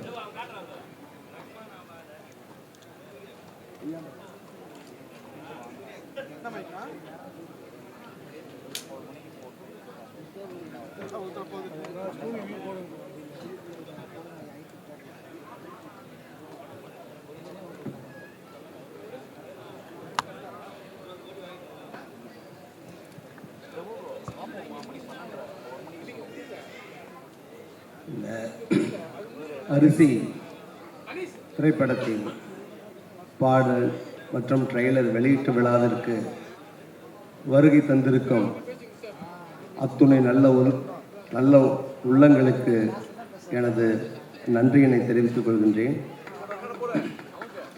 இந்த படம் கிட்டத்தட்ட ஏறத்தாழ ஒரு நீண்ட கால ப்ராஜெக்டு. இது எவ்வளோ கஷ்டப்பட்டு கொஞ்சம் கொஞ்சமாக பண்ணணுங்கிறது எல்லாருக்குமே தெரியும். திடீர்னு நீங்கள் முத்தரசன் சார் ஐயாவை கூப்பிடுவேன். அதேமாரி எங்கள் சமுத்திரகனி சாரையும் அப்பப்போ நெருங்கி போய் கூப்பிடுவேன். அவங்கெல்லாம் இருக்கிற பிஸியில் எனக்கு கூட வருவாங்களா, பண்ணி தருவாங்களான்னு மிகப்பெரிய சந்தேகம். அந்த நேரத்தில் எனக்கு பார்த்தீங்கன்னா கூட இருக்கிற ஒவ்வொருத்தரும் எனக்காக அவ்வளோ கஷ்டப்பட்டு, ஒவ்வொரு தொழில்நுட்ப கலைஞர்களாக இருக்கட்டும், எனக்கு உதவி செஞ்ச பக்கத்தில் இருந்து என்னோடய டைரக்ஷன் டிபார்ட்மெண்ட்டாக இருக்கட்டும், அதேமாரி கிடைக்கிற நேரத்திலலாம் எனக்கு எப்பப்பெல்லாம் எனக்கு தேவைப்படுதோ அப்பப்பெல்லாம் பணம் காசு இந்த கொடுத்து இந்த படத்தை நல்ல விதமாக எடுக்கிறதுக்கு உதவியாக இருந்த நம்ம தயாரிப்பாளர் சண்முகம் சார், நம்ம தயாரிப்பாளர் பிரபாகரன் சார், நம்ம தயாரிப்பாளர் மகேந்திர பிரசாத் சார் அவர்களுக்கு என்னோட மிகப்பெரிய ஒரு நன்றி. அதே போல் இந்த நேரத்தில் சில நேரங்களில் எனக்கு வந்து பொருளாதார சம்மந்தப்பட்ட நிகழ்வு வரப்பெல்லாம் அப்பப்போ சப்போர்ட்டாக இருந்த ஜெசிராணி மேடம் அவர்களுக்கும் சரி, வையகன் ரதி அவர்களுக்கும் சரி, பொன்னேரி ரதி மேடம் அவர்களுக்கும் சரி, எங்கள் திரைப்படக்குழு சார்பாக எப்போதுமே நாங்கள் நன்றி சொல்ல கடமைப்பட்டு இருக்கிறோம்.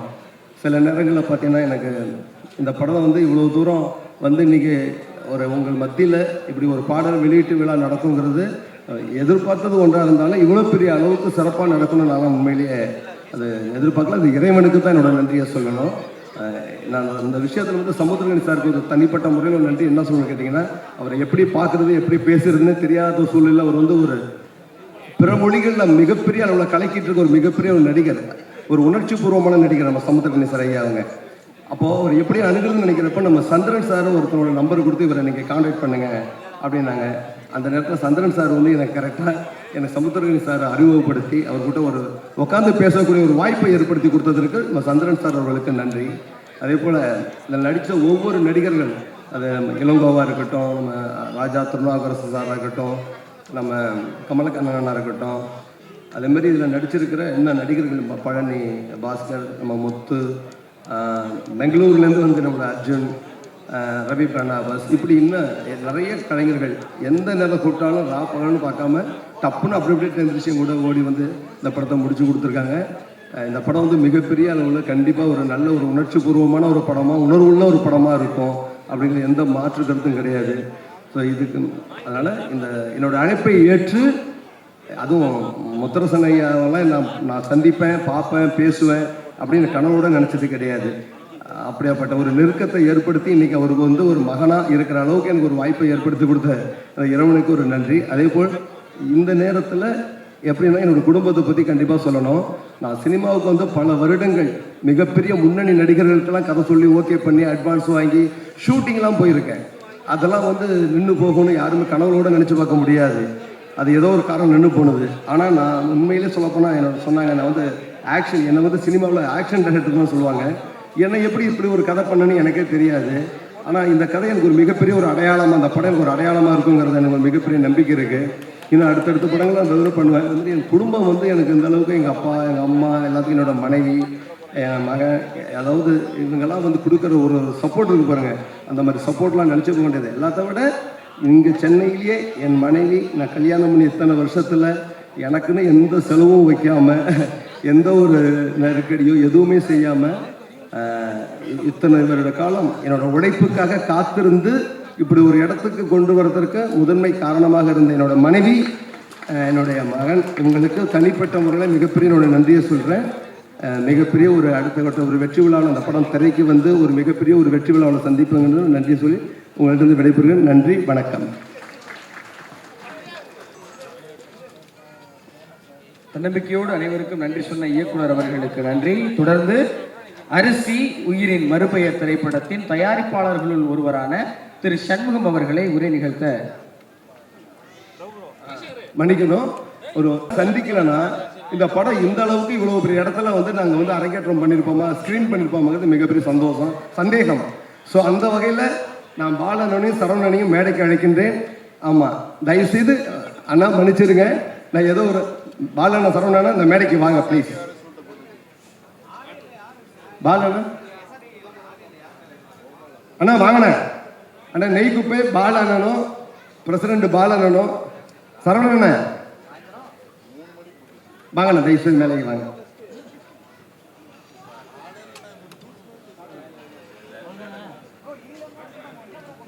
உரை நிகழ்த்த தயாரிப்பாளர் ஐயா சண்முகம் அவர்களை அன்போடு அழைக்கிறேன்.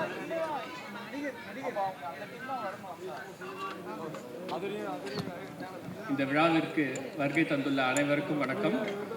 இந்த பாடல் வெளியீட்டு விழா மற்றும் ட்ரைலர் வெளியீட்டு விழாவுக்கு வந்ததுக்கு ரொம்ப ரொம்ப எல்லாருக்கும் நன்றி. இந்த படத்தை பற்றி ஒரு சுருக்கமான ஒரு விஷயம் சொல்கிறேன். நான் இந்த படம் வந்து விஜயகுமார் என்கிட்ட கதை சொல்லும்போது ஒரு மேக்கிங் வீடியோ மட்டும் பண்ணால் போதும் அப்படின்ற மாதிரி தான் எனக்கு வந்து சொன்னார். அப்போது மேக்கிங் வீடியோக்கு எவ்வளோ செலவாகும் அப்படின்னு கேட்டால் ஒரு சின்ன தொகை சொன்னார். சரி ஓகே பண்ணலாம் சார் அப்படின்னு சொன்னேன். அதுக்கப்புறம் முத்தர சார்கிட்ட போய் பேசி அவரோட ஒப்புதலோட இந்த படம் வந்து மேக்கிங் வீடியோவாக வந்தது. அதுக்கப்புறம் அந்த படம் வந்து வெளியே பார்த்ததுக்கப்புறம் ஒரு எக்ஸ்டெண்ட் பண்ணலாம்னு சொல்லி பேசி இவ்வளோ பெரிய படமாக வந்து வந்துடுச்சு. இவ்வளோ பெரிய அளவுக்கு இது நடக்கும் அப்படின்னு நான் எதிர்பார்க்கவே இல்லை. இது எல்லாரோட சப்போர்ட்டில் தான் இது நடந்திருக்கு. என் கூட மகேந்திர பிரசாத் இருக்காங்க, பிரபாகர் சார் இருக்காங்க, ஜெசி மேடம் இருக்காங்க, அதுக்கப்புறம் வையகன் இருக்காங்க, ரதி மேடம் இருக்காங்க. இவங்க எல்லாரோட சப்போர்ட்டோட இந்த படம் மிகப்பெரிய அளவு வந்திருக்கு. ரொம்ப ரொம்ப நல்லா வந்திருக்கு. எல்லாரும் திரையில் பாருங்கள். வாழ்த்துக்கள். நன்றி. ஒரு பட்ஜெட் உரை வழங்கி எங்கள் தயாரிப்பாளருக்கு அன்பு நிறைந்த நன்றி. தொடர்ந்து இந்த நாளினுடைய நாயகன், தோழர், செயற்பாட்டாளர், புரட்சியாளர், விவசாயி, இப்படி பல்வேறு அடையாளங்களோடு தன் பொது வாழ்வை நகர்த்தி கொண்டிருந்த ஒரு அரசியல்வாதி, பொது வாழ்வில் சினிமாவும் அடக்கம், சினிமாவுக்குள் அரசியல் அடக்கம் என்று அரிசி உயிரின் மறுபெயர் திரைப்படத்தின் கதாநாயகனாக நடிச்சிருக்கிற தோழர் முத்தரசன் அவர்களை நிறைவு உரை நல்க அன்போடு அழைக்கிறேன். ஒரு அரங்கம் நிறைந்த கைதட்டலோடு.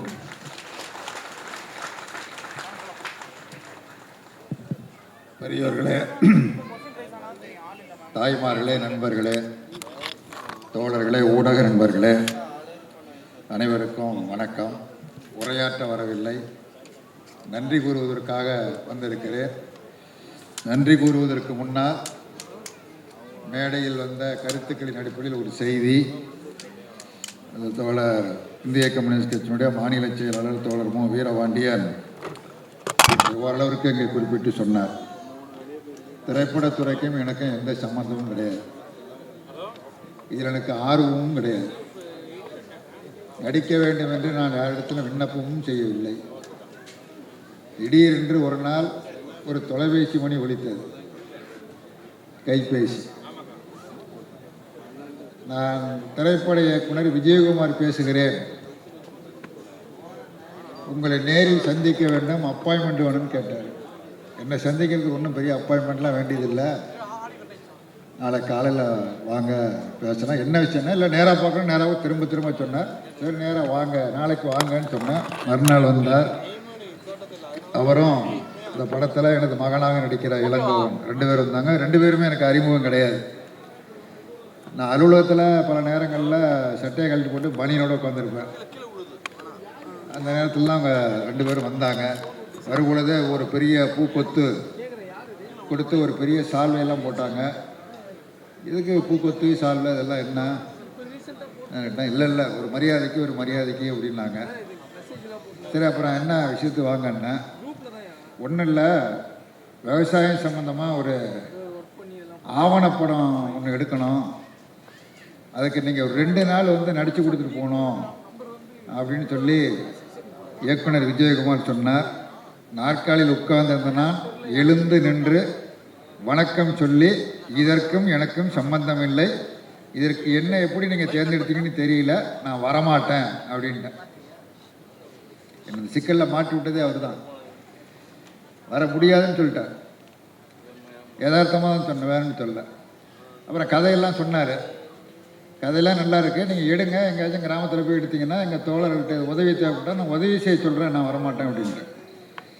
அவர் மிக கெட்டிக்காரர் விஜயகுமார், உண்மையிலேயே மிக கெட்டிக்காரர், புகழ்ச்சியாக சொல்ல மிக மிக கெட்டிக்காரர், சாதிக்கக்கூடிய ஆற்றல் படைத்தவர், எதையும் சாதிச்சிடுவார். எல்லாம் சொல்லிவிட்டு யோசனை பண்ணி வைங்க, நான் 2 நாள் சென்று வரேன்ட்டு போயிட்டார். அதாவது கட் பண்ணி விடலை, நான் கட் பண்ணிட்டேன், அவர் கட் பண்ண மாட்டேங்கிறார். 2 நாள் சென்று வரேன்ட்டு போனார். சரி போங்க அப்படின்ட்டேன். அப்புறம் அடுத்தாப்புல நம்ம மாநில துணைச் செயலாளர் மு வீரபாண்டியன் அவர் சொன்னார், எனக்கு தான் முதல்ல அதான் ஒன்றும் அவர்கிட்ட தான் சொன்னேன், ஆவணப்படமாக 2 நாள் நடிக்க கூப்பிடுறாங்க அப்படின்னா. ஐயா ஆவணப்படம் தானே, இன்றைக்கி 2 நாள் போயிட்டு வாங்க, அது ஒன்றும் தப்பு இல்லை, அது அவார்டுக்கு அனுப்புவாங்க, பல பேர் எல்லா தலைவர்களும் போயிட்டு தான் இருக்கிறாங்க, அதனால் ஒரு பிரச்சனையும் இல்லை, 2 நாள் போங்க அப்படின்னாரு. அடுத்து இன்னொரு துணை செயலாளர் பெரியசாமி, அவர்கிட்ட சொன்னால் நடிக்கலாம் போங்க அப்படின்ட்டாப்புல. இதான் சரின்ட்டு அப்புறம் இங்கே முன்னாடி வந்தாங்க. அப்புறம் வர்றேங்க, ஆனால் 2 நாள் தான், அதுக்கு மேலே நான் வரமாட்டேன், அதோடு நீங்கள் முடிச்சுக்கணும் அப்படின்னா. இல்லை அதோடு நாங்கள் முடிச்சிடுறோம், அதான் அவர்கிட்ட இருக்கிற கட்டிக்காரத்தனம், அதோட முடிச்சிடுறோம் அப்படின்னாப்புல. ஆவணப்படம் தானே. நான் சரி ஒரு 3 நாளாக வச்சுட்டு போவோன்ட்டு ஒரு 3 நாள் தேதி வச்சுட்டு போனேன். 3 நாள் படம் எடுத்து முடிச்சுட்டு எனக்கு ஆவணப்படம் என்ன நீண்ட படம்னா எனக்கு ஒன்றும் புரியலைங்க பண்ணதில்லை. போனோடனே பிரிவு விட சொன்னார், போன அன்னைக்கே பிரிவு விட சொன்னார். ரஷ்யா அவங்க பிரி சுற்றுனாங்க. அப்புறம் மறுநாள் பாடை கட்டி தூக்கிட்டார் நம்மளை. அதாவது எனக்கு என்ன சந்தோஷம்னா, உயிரோடு வாழுகிற பொழுத வாழ்வதையும் பார்த்துட்டேன், செத்த பணமாகவும் பார்த்துட்டேன். வந்து எல்லோரும் மாலையெல்லாம் போட்டாங்க, துண்டு துப்பட்டையெல்லாம் அடித்து மாலையெல்லாம் போட்டு நமக்கு மரியாதையெல்லாம் செலுத்தினாங்க. 2வது நாள் சரி இதோட தான் ஆவணப்படம் முடிஞ்சு போய் நான் நினச்சிக்கிட்டு இருந்தேன். அப்புறம் 3ஆவது நாள் இழுத்தாப்புல. அப்புறம் சொன்னார், ரொம்ப நைஸாக தான் சொல்லுவார், இன்னும் ஒரு 2 நாள் உங்களுக்கு எப்போ டைம் கிடைக்குதோ அப்போ வாங்க, கட்சி வேலை பாதிக்காமல் அப்படின்னாரு. ஓஹோ இப்படி தான் இந்த தொழில் இப்படி தானான்னு அப்போ தான் எனக்கு கொஞ்சம் கொஞ்சமாக புரியுது. சரி அப்புறம் 2 நாள், அப்புறம் 2 நாள் 40 நாள் ஆயிருக்கு. அப்புறம் இடையில இது மாதிரி உங்களோட சேர்த்து இன்னொருத்தர் நடிக்க வைக்கணும் அப்படின்னாரு. யார் அப்படின்னேன். அப்புறம் நமது மரியாதைக்குரிய சமுத்திரக்கனி அவர்கள். என்னோட சமுத்திரக்கனி நடிக்கலை, சமுத்திரக்கனியோடு தான் நான் நடிச்சிருக்கிறேன். அதான் உண்மை, அதான் யதார்த்தம். அவர் அப்படியே வந்துருச்சு. இது இப்போ என்ன ஆயிட்டுனா, அரசியலை விட்டு சினிமாவுக்கு போயிட்டாங்கிறது மாதிரி ஒரு கருத்தை வந்துட்டு மேடையில் பல பேர் சொல்கிற பொழுது கிடையாது, அரசியல் தான், பொதுவாழ்வு தான், இது ஒரு ஆக்சிடென்ட் மாதிரி அவ்வளோ, அதுக்கு மேலே ஒன்றும் கிடையாது என்று சொல்லிக்கொண்டு நான் பல உள் விஷயங்களுக்கெல்லாம் போகலை. திரையரங்கங்களில் விரைவில் வரும், நீங்கள் பார்த்து அது சரியா தவறா என்பதை நீங்கள் முடிவு செய்வதற்கு உங்களுடைய முடிவுக்கு அதை விட்டு விடுகிறேன். இப்போ கதையை பூரா சொன்னால் அப்புறம் தான் கதை கேட்டாச்சு, அப்புறம் போய் படம் பார்க்கணுன்னு நினைப்பு வந்துட்டுனா, அதனால் தியேட்டரில் போய் நீங்கள் பார்த்து கொள்ளலாம். நம்முடைய அழைப்பை ஏற்று இங்கே வருகின்ற நம்முடைய மாண்புமிகு தமிழ்நாடு முதலமைச்சர் அவர் பேசுகிற பொழுதே சொன்னார், நான் திரைத்துறையை விட்டு விலகி 4 ஆண்டு காலம் ஆகிறது, எந்த நிகழ்ச்சிக்கும் போவது இல்லை, உங்களால் தான் நான் வரலன்னு சொல்லிட்டு சொன்னார். இதுதான் உண்மை. அந்த அடிப்படையில் நிறைய வேலை, ஒரு மதுரைக்கு சென்று திரும்ப தஞ்சைக்கு வர வேண்டும், இப்படி பல்வேறு பணிகளுக்கு மத்தியில் இங்கே வந்து இந்த நிகழ்ச்சியில் கலந்து கொண்டு சிறப்பித்த அவருக்கும், அதே போல் காங்கிரஸ் கட்சியினுடைய தலைவர் செல்வ பெருந்தகை, மறுமலர்ச்சி திராவிட முன்னேற்ற கழகத்தினுடைய பொதுச் செயலாளர் அண்ணன் வைகோ, இந்திய கம்யூனிஸ்ட் கட்சியினுடைய மாநில செயலாளர் தோழர் வீரபாண்டியன், மார்க்சிஸ்ட் கட்சியினுடைய மாநில செயலாளர் தோழர் சண்முகம், விடுதலை சிறுத்தைகள் கட்சியினுடைய தலைவர் அருமை தோழர் திருமாவளவன், இந்திய யூனியன் முஸ்லீம் லீக்கினுடைய அகில இந்திய தலைவர் மாமா KM காதர் மொய்தீன், அதேபோல் மனிதநேய மக்கள் கட்சியின் சார்பாக வந்து உரையாற்றிய தோழர், CPI ML விடுதலை கட்சியினுடைய மாநில செயலாளர் தோழர் ஆசை தம்பி மற்றும் அமைப்புகளின் சார்பில் இங்கே வந்து கலந்து கொண்டு நமக்கு ஆதரவளித்து நமது பாராட்டி சென்ற அனைவருக்கும் நன்றி தெரிவித்துக் கொள்கிறேன். அதே போல் திரைப்பட துறையில் பணியாற்றி கொண்டிருக்கக்கூடிய எங்கள் குழுவோடு ஒரு குடும்பமாக, இதில் என்னென்னா ஒரு பிரபல்யமான அறிமுகமான நடிகர் அப்படின்னா மரியாதைக்குரிய சமுத்திரக்கனி மட்டும்தான். மற்றபடி இதில் உள்ளவர்கள் எல்லோருமே ரொம்ப அறிமுகம்லாம் கிடையாது, ஆனால் சிறந்த நடிகர்கள், மிகச்சிறந்த நடிகர்கள் எல்லாருமே ஒவ்வொருத்தரும் சிறப்பாக செய்திருக்கிறாங்க. நான் எப்படி செஞ்சுருக்கேன்னு எனக்கு தெரியாது, மற்றவர்கள் எல்லாருமே மிகச்சிறப்பாக செய்திருக்கிறாங்க. நல்ல நகைச்சுவையான காட்சியெல்லாம் உண்டு. இந்த அங்கே ஒருத்தர் நிற்கிறாரு பாருங்க, கண்ணாடி போட்டுக்கிட்டு கீழே, அவர் தண்ணி அடிக்கிறதுக்கு தண்ணி வாங்கி வச்சுருப்பார், தண்ணி அதை இன்னொரு ஆள் எடுத்து சாப்பிட்ருவார் அந்த டிஃபன் பாக்ஸில். அதை திறந்து பார்த்தோன்னே இவருக்கு பெரிய ஏமாற்றம், பெரிய கோபம். அவரை தாக்கணுன்னு ஒரு கல் எடுத்துகிட்டு போவார். அவர் அருவாலை வச்சு தீட்டுவார். அத்தோட இவர் ஓடி போயிடுவார்.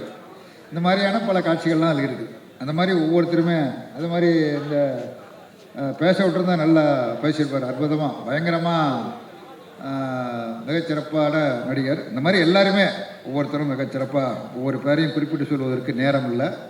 எல்லாருமே சிறப்பான பங்களிப்பை செய்திருக்கிறார்கள். அதே போல்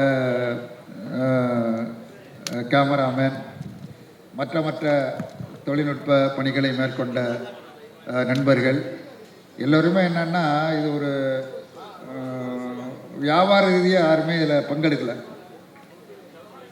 ஒரு குடும்பமாக இருந்து செஞ்சால் என்ன செய்வாங்களோ அந்த மாதிரி ஒரு பரிபூர்ணமான, ராத்திரி பகல் பாராமல் கடுமையான வெயிலில் பூரா வயல்வெளியில் எடுத்தது. பெரிய அளவுக்கு ஒத்துழைப்பை செய்திருக்கிறார்கள் அவர்களுக்கும். அதே மாதிரி குறிப்பாக இந்த படம் எடுக்கப்பட்ட கிராமம் முழுக்க பெருமளவுக்கு 90% 90% எடுக்கப்பட்டது குடவாசல் அருகில் உள்ள நெய்க்குப்பை என்கிற கிராமம். அந்த கிராமத்தினுடைய ஊராட்சி மன்ற தலைவர் பாலு இங்கே மேடையில் நம்முடைய சமுத்திரக்கனி அவர்களுக்கு சிறப்பு செய்தார்கள். அதே ஒன்று சரவணன். அந்த கிராமத்தில் உள்ள மக்கள், அந்த கிராமத்து மக்கள் முழுமையாக இந்த படத்திற்காக தங்களது பங்களிப்பை செய்து படத்தை நடிக்கவும் செய்தார்கள். எல்லோருமே, சரவணன் நடிச்சிருக்காரு, பாலுவும் நடிச்சிருக்கிறார், எல்லாருமே நடிச்சிருக்கிறாங்க. அத்தனை பேரும் சிறப்பாக செய்திருக்கிறாங்க அவர்களுக்கு. அதே மாதிரி மற்ற எல்லாம் நடிக்கும். பெங்களூரு அங்கே இருந்தெல்லாம் நான் ஊரெலாம் இப்போ வரிசையாக சொல்லலாம் அப்படின்ட்டு உட்காந்துருக்குறாங்க. அதில் ஒருத்தரை பார்த்தா மோடி மாதிரி இருக்கும். மோடி மாறி தான் இருக்கும், மோடி இல்லை, மோடி மாறி இருக்கும் ஒருத்தர்.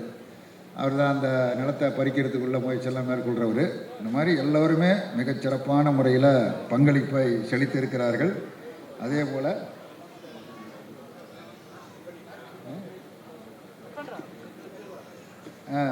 அதே மாதிரி ராதாகிருஷ்ணன், கொண்டமண்டல் ராதாகிருஷ்ணன், அது மாதிரி இயக்குனர் ஏற்கனவே பல படங்களில் பல இயக்குனரோடு சேர்ந்து செய்திருந்தாலும் அவர் தனியாக எடுக்கிற படம் இதுதான் முதல் படம்.